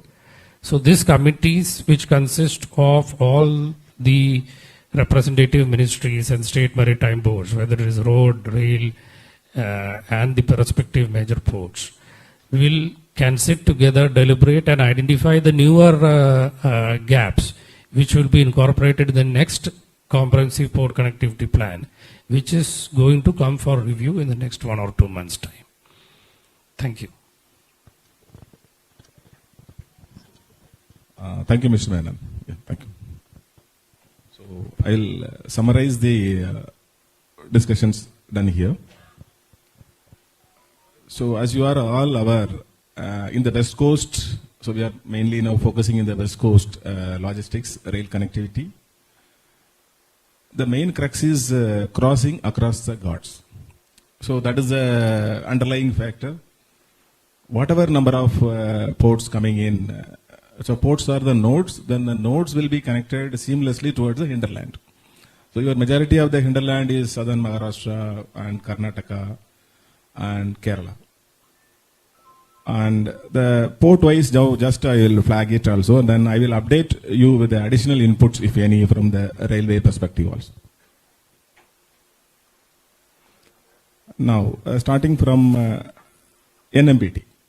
Now the capacity is, Mr. Arnath also mentioned that port is having a capacity to handle railbound cargo 25 million ton plus. The only issue is passing the cargo across the Hassan-Mangalore side. And I also interacted with the railways, and the update is the Hassan-Mangalore doubling, now it is not planned as of now. Only thing is they wanted to improve the line capacity immediately. That means the Ghat, Subramania to Sakleshpur Ghat, they wanted to open one additional crossing station. That is in the initial stage now. I will give the contact of the DRM to the chairman also. We can coordinate together so that this is immediately doable. Within 1 year or so, we can do it. Suppose now the capacity across the Ghat is only 9 trains one way, 9 plus 9. In that, railway is running around 5 trains each way, 5 trains, express trains or passenger trains. That means goods path we have 4 trains each way. If you do this crossing station, then additional 2 paths will be there. Additional 2 paths means 2 million. Straight away. So immediately doable. This can be also as a followed by the port also, so that port and Mysore division can go together. There is a possibility. Immediately we can do it. This is immediately possible. Then the next best alternative for Mangalore port and Karnataka Maritime Board also mentioned they are planning for a deeper ports, Ankola line. Ankola line, your gradient is flatter. So operationally it is good. Flatter gradient than the Castle Rock or Hassan. So railway need not put more engines and all. And only thing is, my request is when you plan Ankola, why not we plan double line? Yeah, because once you do single line, then there will be a demand for mail express trains also, passenger trains. Then cargo also will go. Immediately next 5 years it will become oversaturated. Again doubling, you go for a land acquisition, then forest wildlife clearance, then again it will take time. So while doing now itself, why not we go for a double line? That's a suggestion I am giving to Maritime Board also. Now you can just update anything is there. I forgot to mention, sir. In fact, this was the recommendation of the committee also, who visited on September 28, 29. So railway is taking up now only doubling up, sir. That's a good news to hear now. So I think all the concerned parties, Maritime Board and Railways, we can go ahead, pursue with this, even the Mangalore port also, because instead of focusing on Sakleshpur line, Sakleshpur you go only for additional station, improving the capacity. And focus Ankola, so that double line means the next 20-30 years we will have additional capacity. So that is one of the solution we can plan. And coming back to Goa. So Goa, very efficient rail connectivity, and the doubling also, as mentioned, now it will be ready by 2025. The only thing is, Konkan Railway also I wanted to flag it. Now Southwestern Railway train from Hospet side, it will run in the Konkan Railway system between Madgaon to Majoda. So your Madgaon to Majoda in Konkan Railway, 2 stations will get congested in future. So there actually Konkan Railway and the Southwestern Railway, they have to plan for rail over rail bridge, so that the surface crossing will get eased out. Otherwise you have another problem, you have a double line on both sides and the train will wait. Again there will not be useful. So I request Senior Traffic Manager also, Konkan Railway, you can flag the issue. I think it is already planned. Any update is there, please?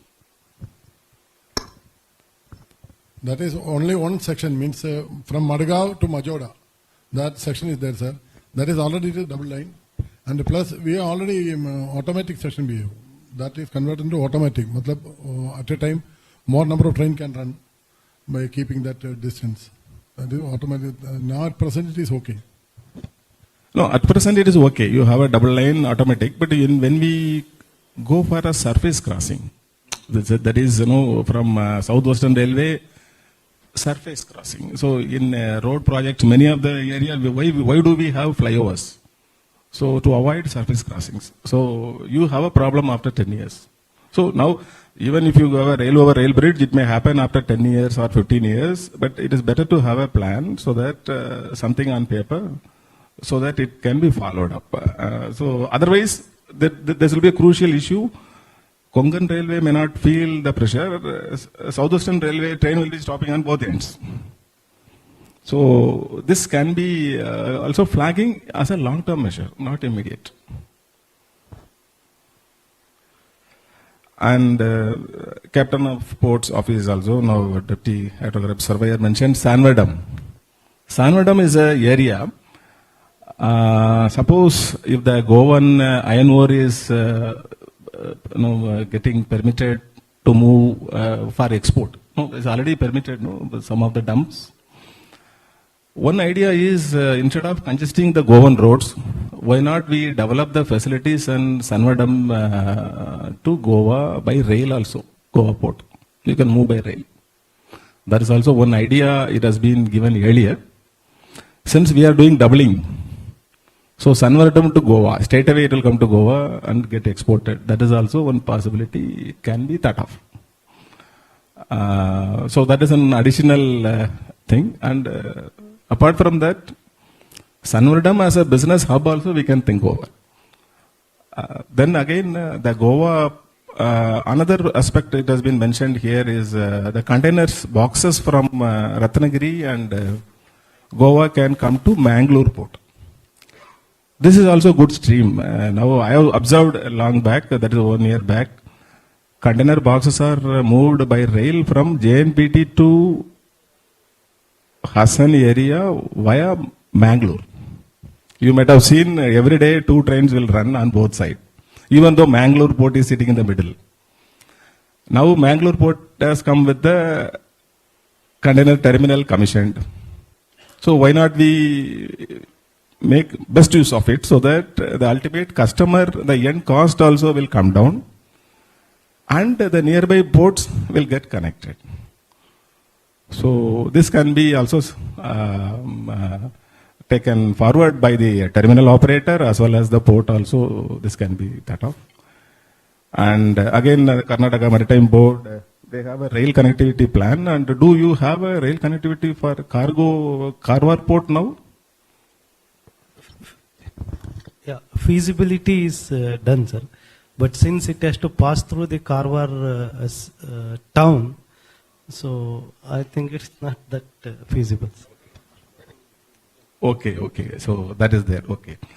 And so sorry, I am hopping subject here and there so that I want to making it little interactive rather than a monologue. And Cochin Island, I think now you mentioned that electrification to the Cochin Island. Wellington Island to Ernakulam, no? Oh, that's what. Whether any update, please? No, that project has been taken as part of an infrastructure gap in the comprehensive port connectivity plan. So Cochin Port has to take up that project through railway. Okay. Cochin Port is concerned, now you have Vallarpadam, you have a good connectivity, electrified, fully single line.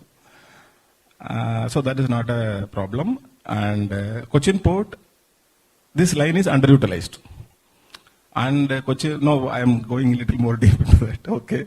So you can go for one more deep water multi-purpose berth in that area. Suppose Vallarpadam side possibility, then you can have more cargo. That is one point, but that is a very long term. Second one, this side Wellington connectivity. From railway side, there is no plan immediately because Navy objection is there. One suggestion I can give, we can explore. So what we'll do, we can do from Ernakulam junction to short of naval funnel area. Can we make one yard so that the electric train can directly come and drop the train, and from there you can pull by diesel? So this can be a best possible solution with the available opportunity. Yeah, so this issue with the Navy was discussed in the multimodal committee meeting with Chairman Cochin Port. So that is why it has been taken away as a category 3 project now. So we have project categorized at 1, 2, 3. One is which is low hanging fruit, which has to be completed as fast. So because of this issue, it has been taken as category 3. So this solution can be taken up in the next multimodal committee. Yes, if you take it, only thing is now cargo. Now line will come, cargo has to come simultaneously. That also we have to plan. So I think I request Cochin Port also, so that this is an immediate possibility is there.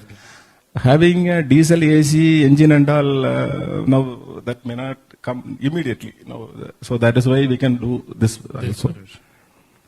And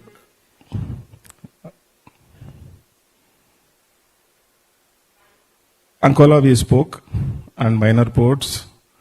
Udupi, Tokkur, Goodshed, and that's what now Konkan Railway also has mentioned. They are opening for Udupi, Tokkur, Goodshed facilities. And almost we covered, and anything left out also, members? Implementing project Ospat to Vasco, yeah. which is an implementing project. Yes. Which is part of the Sagarmala. Okay. So that project is of significance to Goa port, which has been taken up in the report. Yes, now that's what somebody mentioned, that it will be completed by 2025. 2025 is the period. It has been added. So this can be advanced. That's what. Yeah, okay, that is the point. That we will flag with Southwestern Railway. So I request Chairman Goa Port Trust also from port side we can write a letter also, so that put pressure also so that it can be done.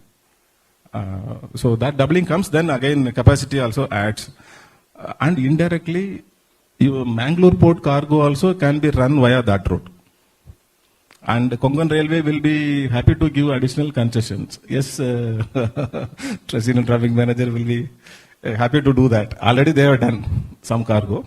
So they will give additional rebate so that this will be carried. So this is doable immediately, 25. So for Mangalore port, immediately the additional station and this commissioning speeding up will indirectly help also. Then any other points? Anybody? Please. Or from the audience side, any inputs for enriching this rail-based connectivity and improvement in the western coast area, please.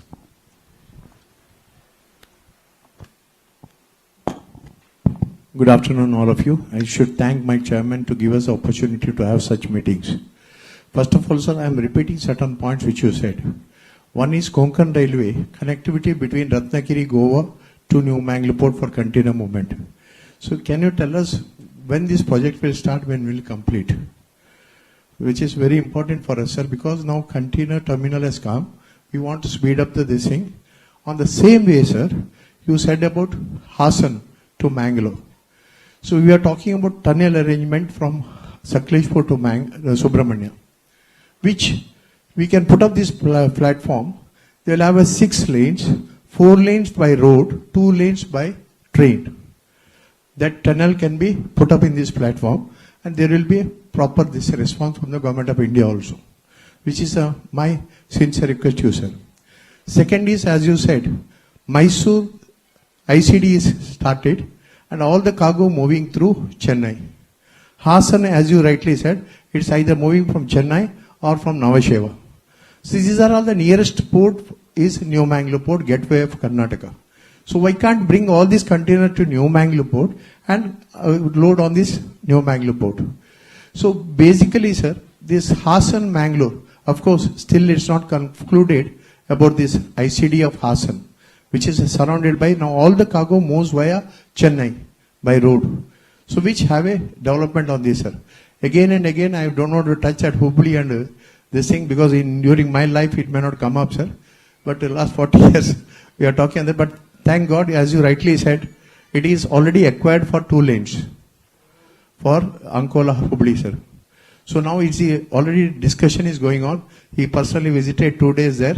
So something is happening, which you take little more interest, sir, because you are a very dynamic person, as far as I know, that Jayakumar can take a lead on this development of this coastal west coast of Karnataka and Goa and Kochi for movement of our developed, which is a lesser cost. Logistics cost can be brought down drastically.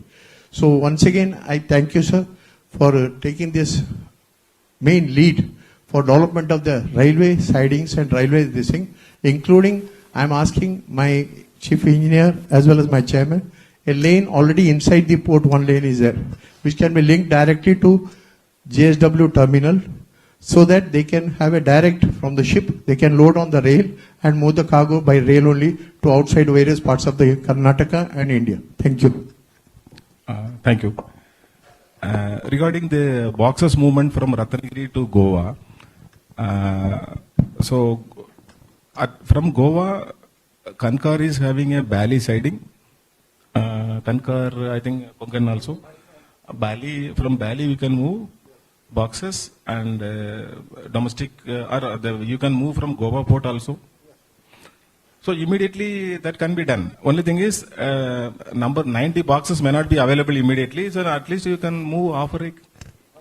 So that can be flagged by Konkan with the Kankar, so that if you run off rake between Goa, Bali and Mangalore you have a container. Yeah, please. You can update also. We can interact. Sir, this may be out of context. Yeah. One single question, sir. It is specific question is to revisit a policy decision. to Rajesh Menon and Mr. Jay Kumar. Sir, our experience says that HMRD, we had a discussion with HMRD. We are pursuing it for one single objective is for extending the concession. We are partly successful.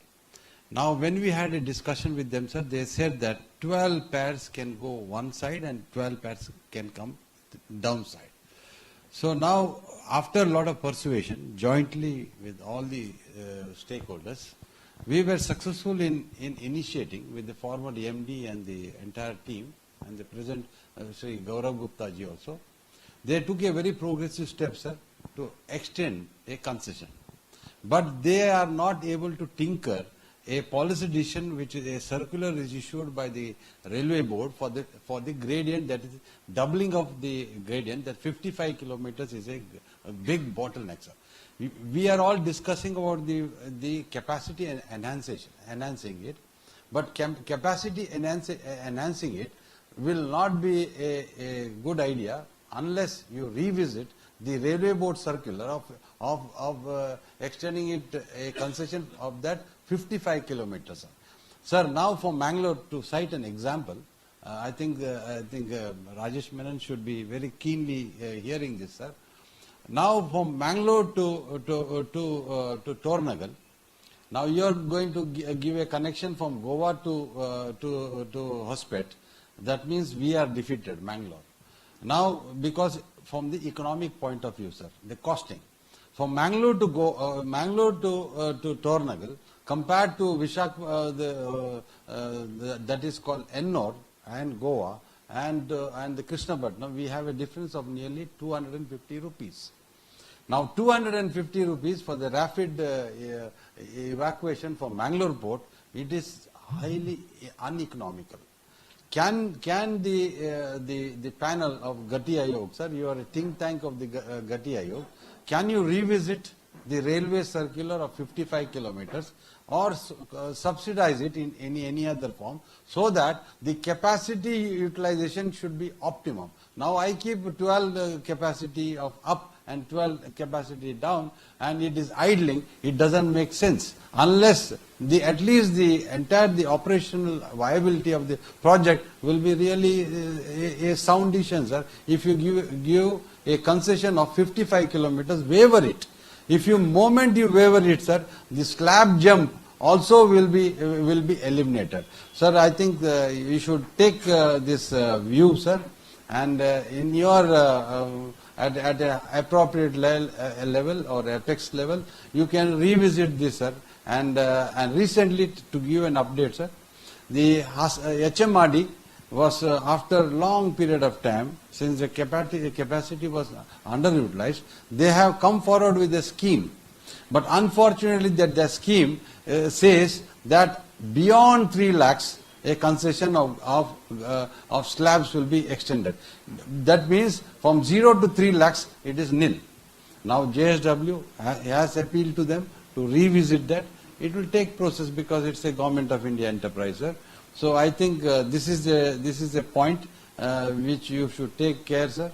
And Jay Kumar, sir, since you are a veteran in railway, I think the both should work in tandem and give some solutions, sir. This is one of the appeals. Thank you. Yeah, from your side, any?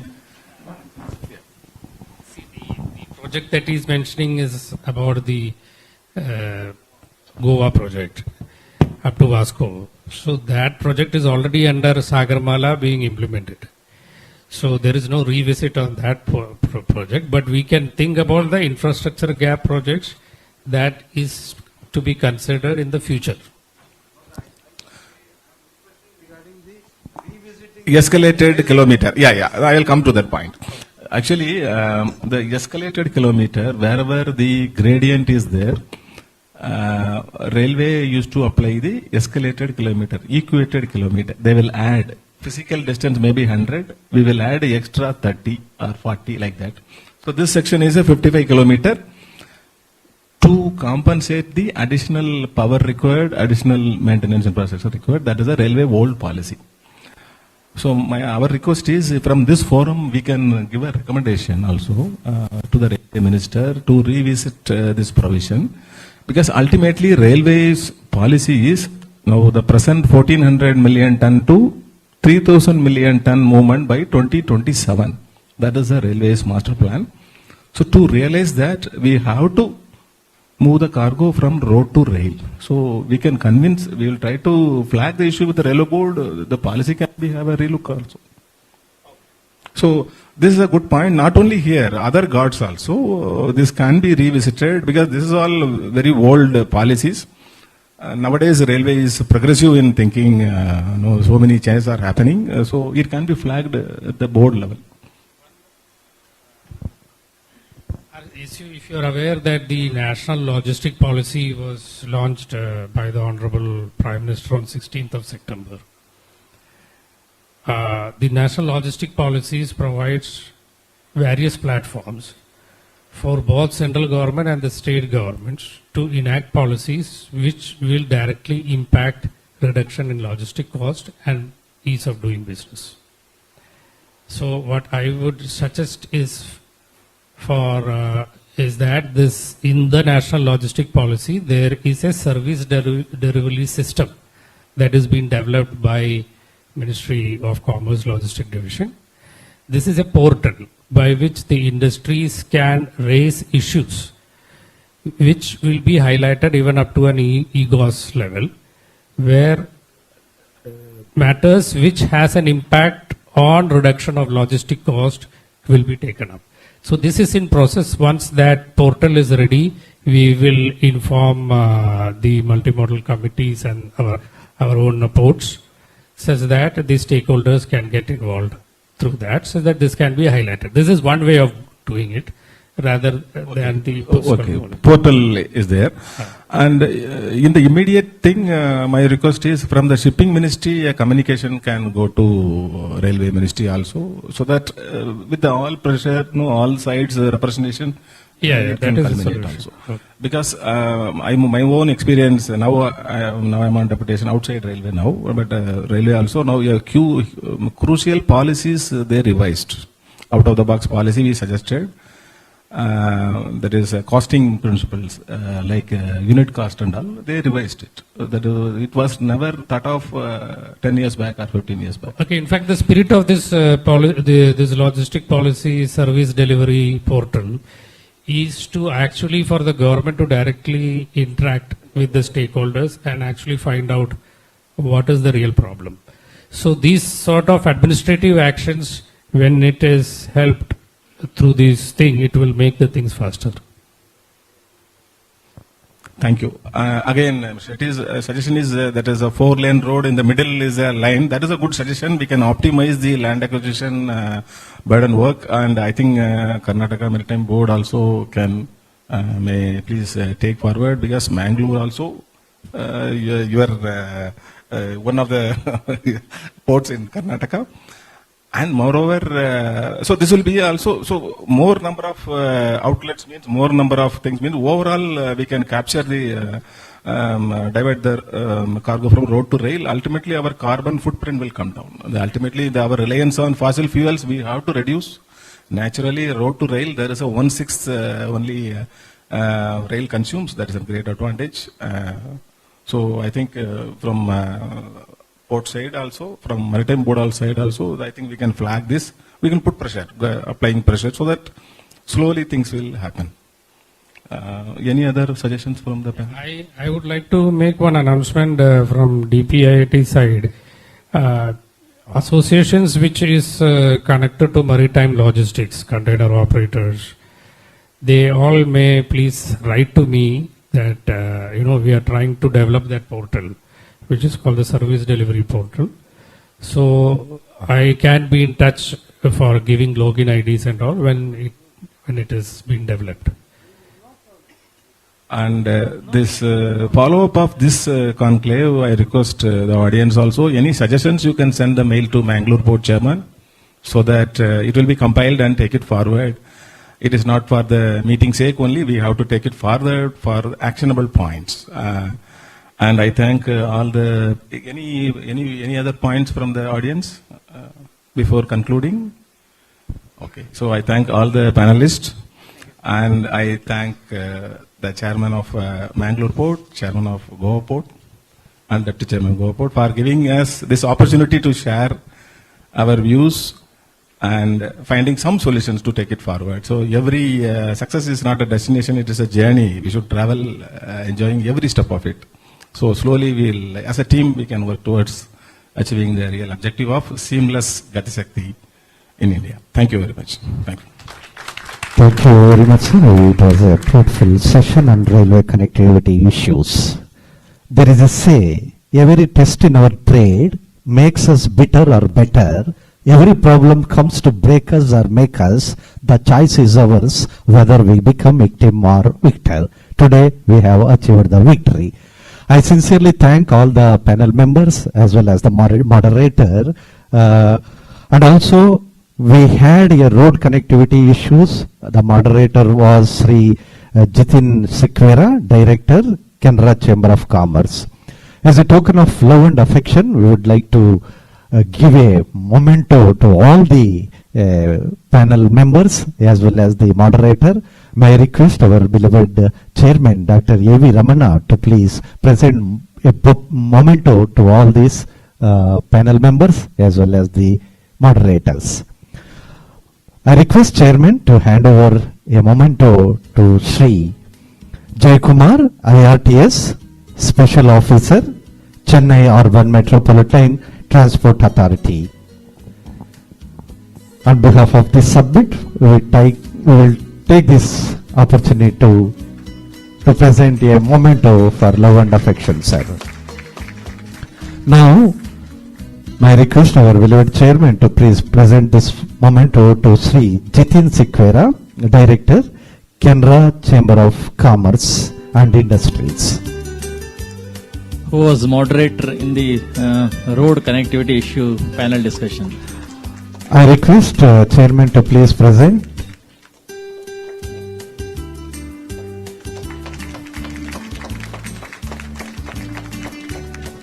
Now to the panel members, Sri A.V. Harinath. I request chairman to kindly. No? Okay, thank you. Okay, he is our member.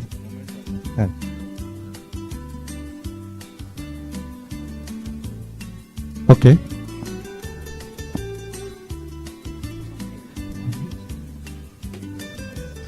Yeah, I request chairman to please hand over Sri Suresh S.P. Patil, Chief Engineer, Marmago Port Trust.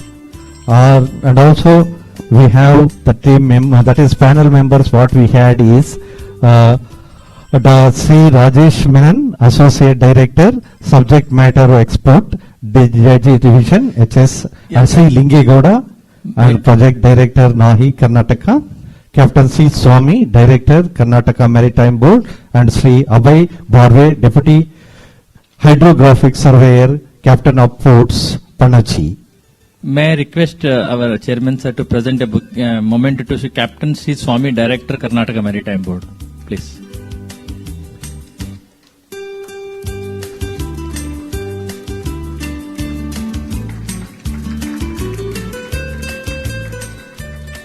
I request I present a memento to Sri Bharve, Abhay Bharve, Chief Hydrographic Surveyor, Captain of Port Panaji, please.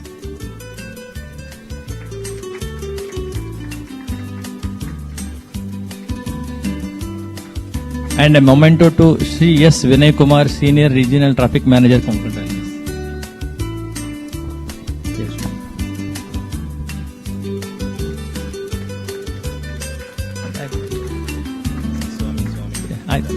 Thank you very much, sir, for doing the honor.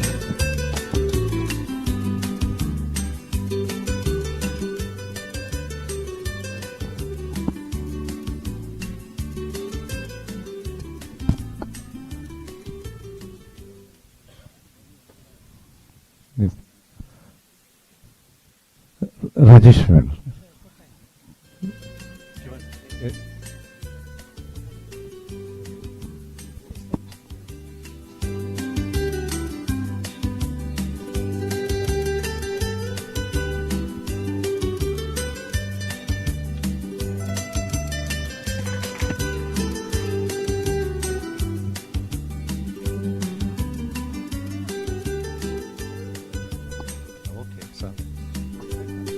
Thank you very much, sir. Thank you, the moderators, as well as the panel members. Now we will move on to closing session. May I request Sri K.J. Nath, Deputy Chairperson, New Mangalore Port, to address the closing session.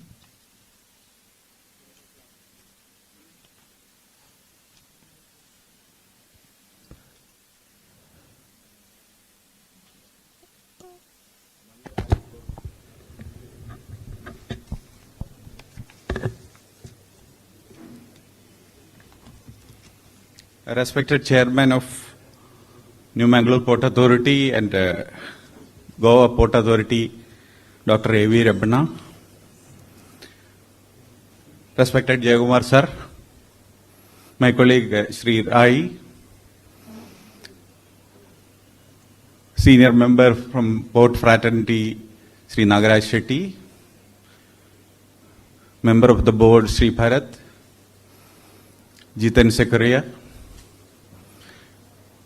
our colleagues from Cochin and Goa,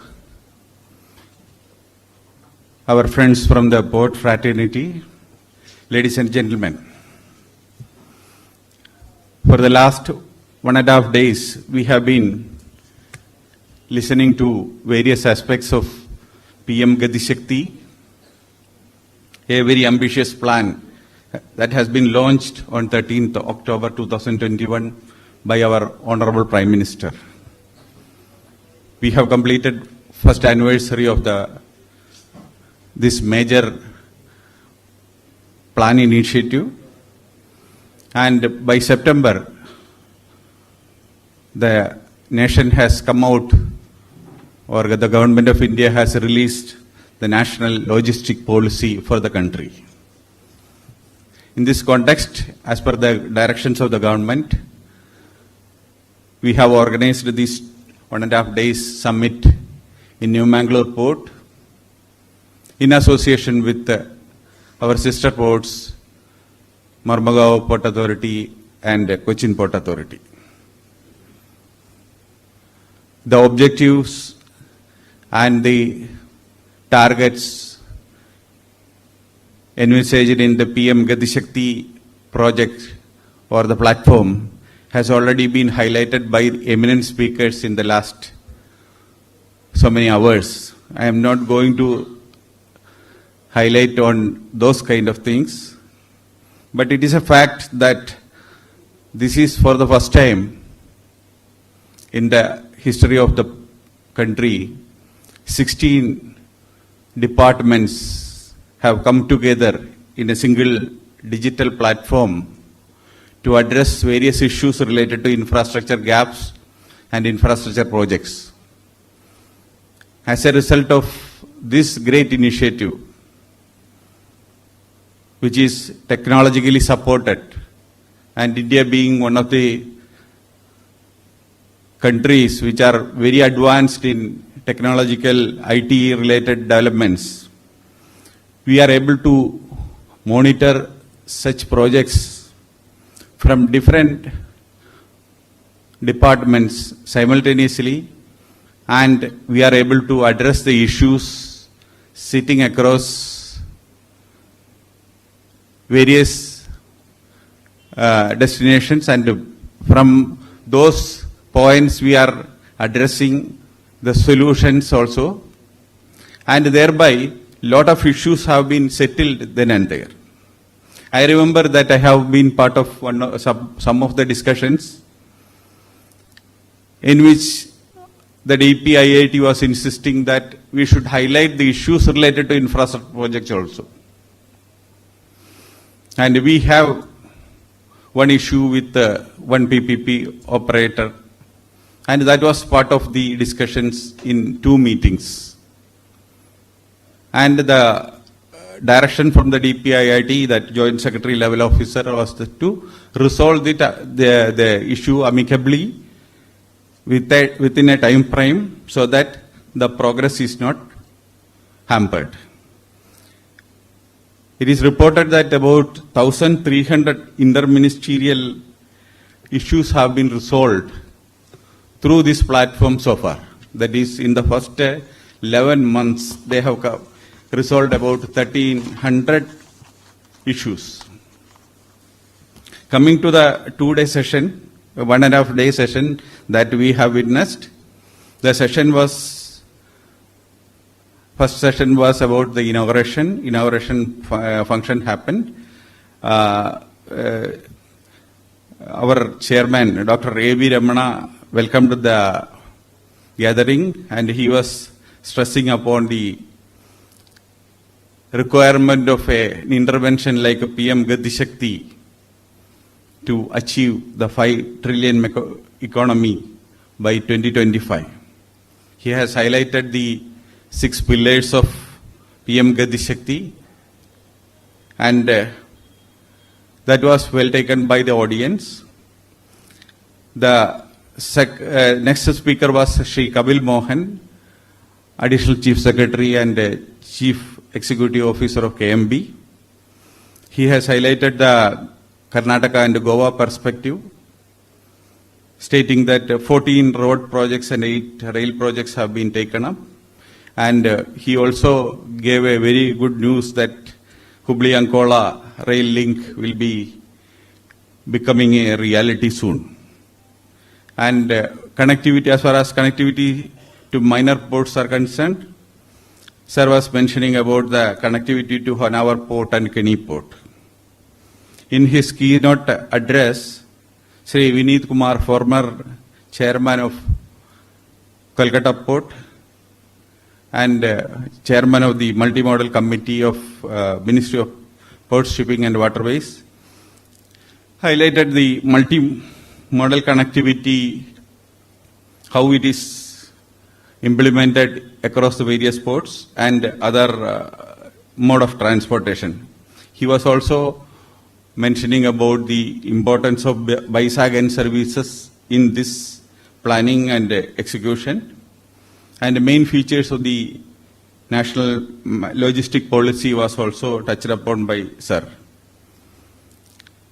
Further, Vineet Kumar Sir also laid emphasis on the importance of digitization and modification of regulatory framework for facilitating PM Gati Shakti projects. And the need for digital platform was also highlighted as a prerequisite. Sri Vikas Narwal, in his address, requested or impressed upon the requirement of reorienting the HR in the changing scenario. Because due to PM Gati Shakti projects, we will be keeping a fantastic pace in the activity progress, and people should be oriented to that in the changing scenario. And he was also mentioning about the need for interacting with the stakeholders in the planning process. And one of the points he has highlighted is the real-time data sharing that is required, and highlighting the certain issues related to custom data. And one point Mr. Narwal has stressed upon is the requirement of stakeholders accessing to the system. After that inaugural session, we had a very enlightening session by Sri Rajesh Menon from DBIIT. He has narrated the entire gamut of things that is under PM Gati Shakti. That was a very learning experience. He highlighted about 1,332 projects come under the scrutiny of PM Gati Shakti. Out of that, 647 projects were time overrun and 315 projects were cost overrun. And the intention of doing this Gati Shakti, he has highlighted that from the present level of 13% logistic cost of GDP, it should come down to single digit or that comparable with European countries like 8% or 9%. Sri Rajesh Menon also mentioned about the multimodal connectivity, connecting the economic centers, ease of doing business as part of the PM Gati Shakti initiative. He has narrated the hierarchy like empowered group of secretaries, network planning, and a technical support unit, which is, he is part of that technical support unit. And about the Baisagan, already 900 plus layers have been defined. And for stakeholders, he has given a good news saying that the government is thinking of sharing about 170 layers to the stakeholders and public. And in his narration, he has touched upon the various projects under Gati Shakti in respect to Mangalore Port Authority and Goa Port Authority and Cochin Port Authority. In the afternoon, we had a detailed presentation by Baisagan officials, Sri Ajay Patel and Sri Shubham. They have described, they took about 75 minutes to describe about that portal. Very elaborate presentation has been given, and it is a wonderful tool. We have all realized, whoever has seen that presentation, we all realized that it's a wonderful tool that can go in a big way in planning the infrastructure projects. Different layers are useful for mapping the location and other aspects, and this will be definitely facilitating the comprehensive planning. Today morning, the initial address was by Sri S.P. Singh, Joint Secretary, Morth, and the Sir also impressed on the point that logistic cost has to come down from 13% to single digit. It is all, logistic cost is definitely connected to connectivity, and that is the requirement under PM Gati Shakti initiative. And we as a country should go for the multimodal connectivity that will be facilitating cheaper transportation cost. And the requirement of coastal shipping is also highlighted.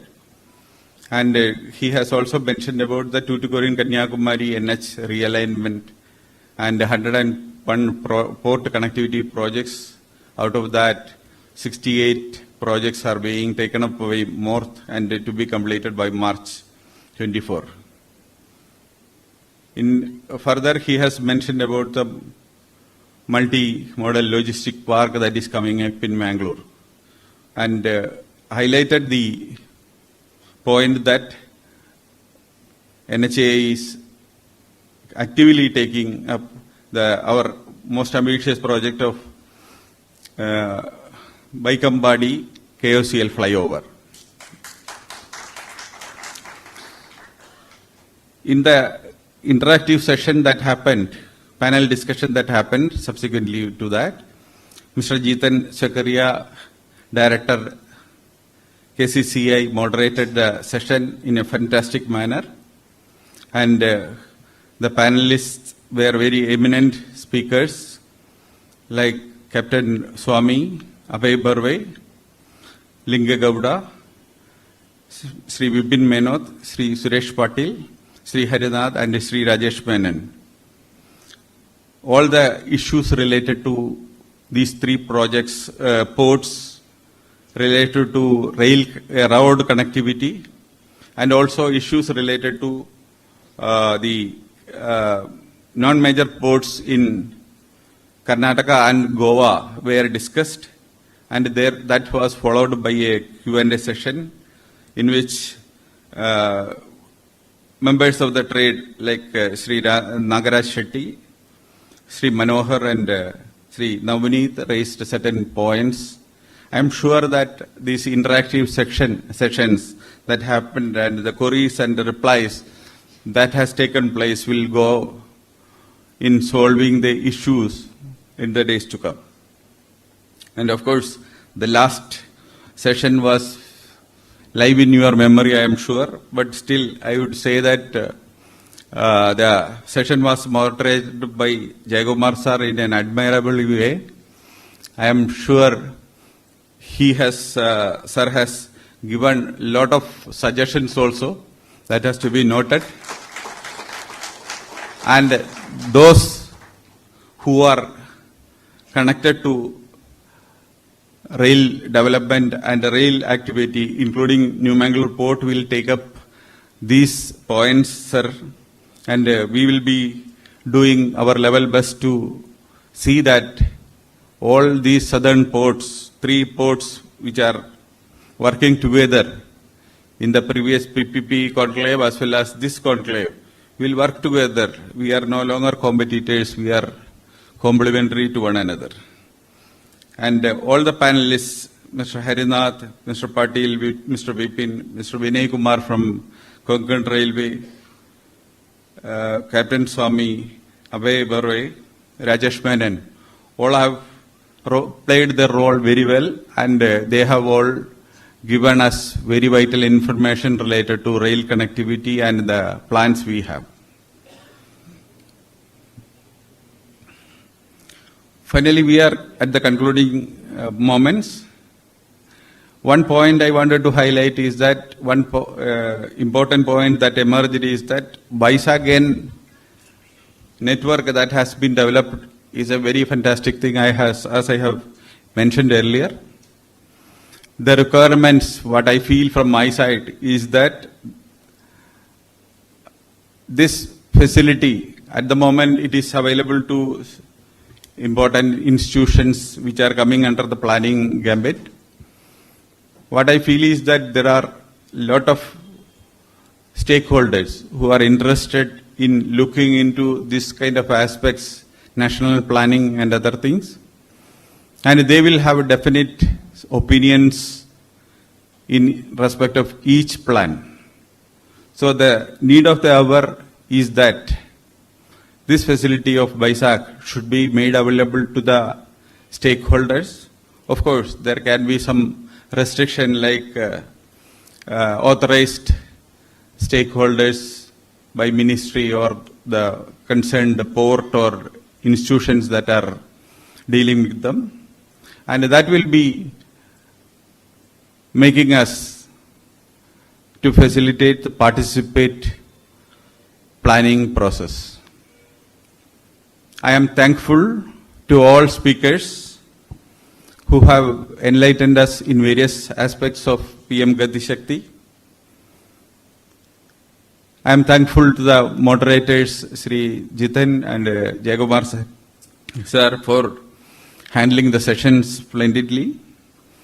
All the panel members who have contributed to these 2 sessions.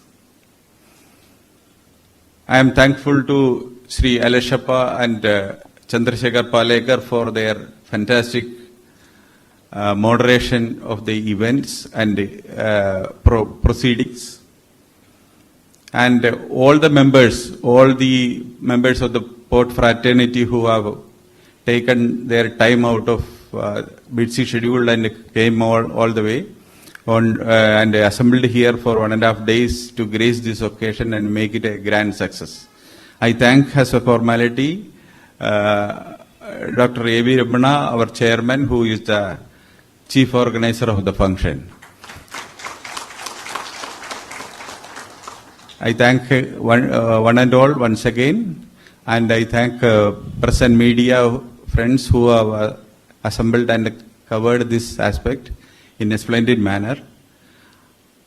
I wish all of you a happy and prosperous Diwali. Thank you very much. Thank you very much, sir, for sharing and happenings, proceedings of today's summit in brief and its highlight.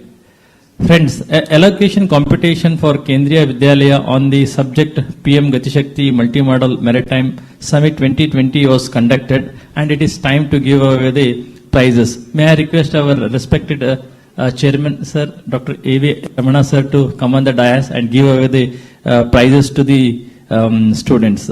The first prize on the dais. Allocation competition was conducted for Kendriya Vidyalaya students. The first prize was won by Anne Mitchell Simon of class 10th A. The second prize won by Ruchali Vardhan.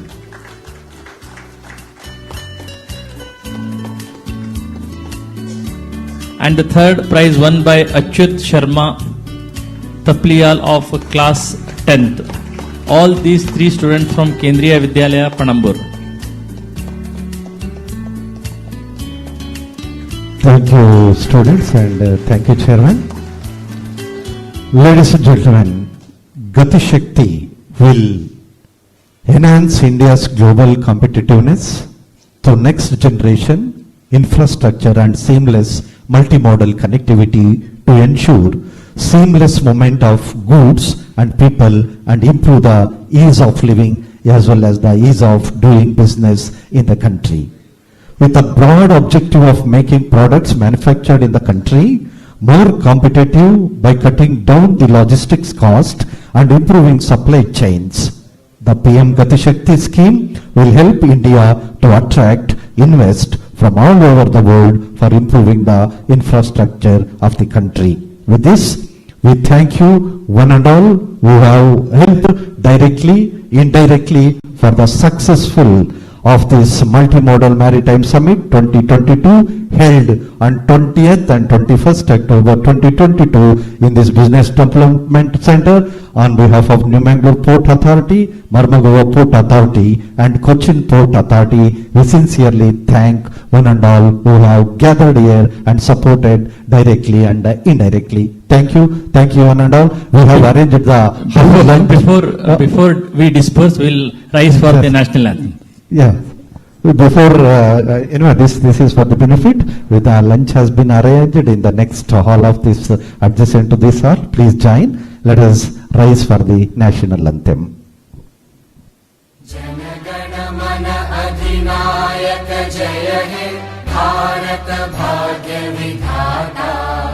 Punjab Sindh Gujarat Maratha Dravid Utkal बंगा विंध्य हिमाचल यमुना गंगा उच्चल जलधि तरंगा तव शुभ नामे जागे तव शुभ आशीष मांगे गाहे तव जय गाथा जन गण मंगलदायक जय हे भारत भाग्य विधाता जय हे जय हे जय हे जय जय जय जय हे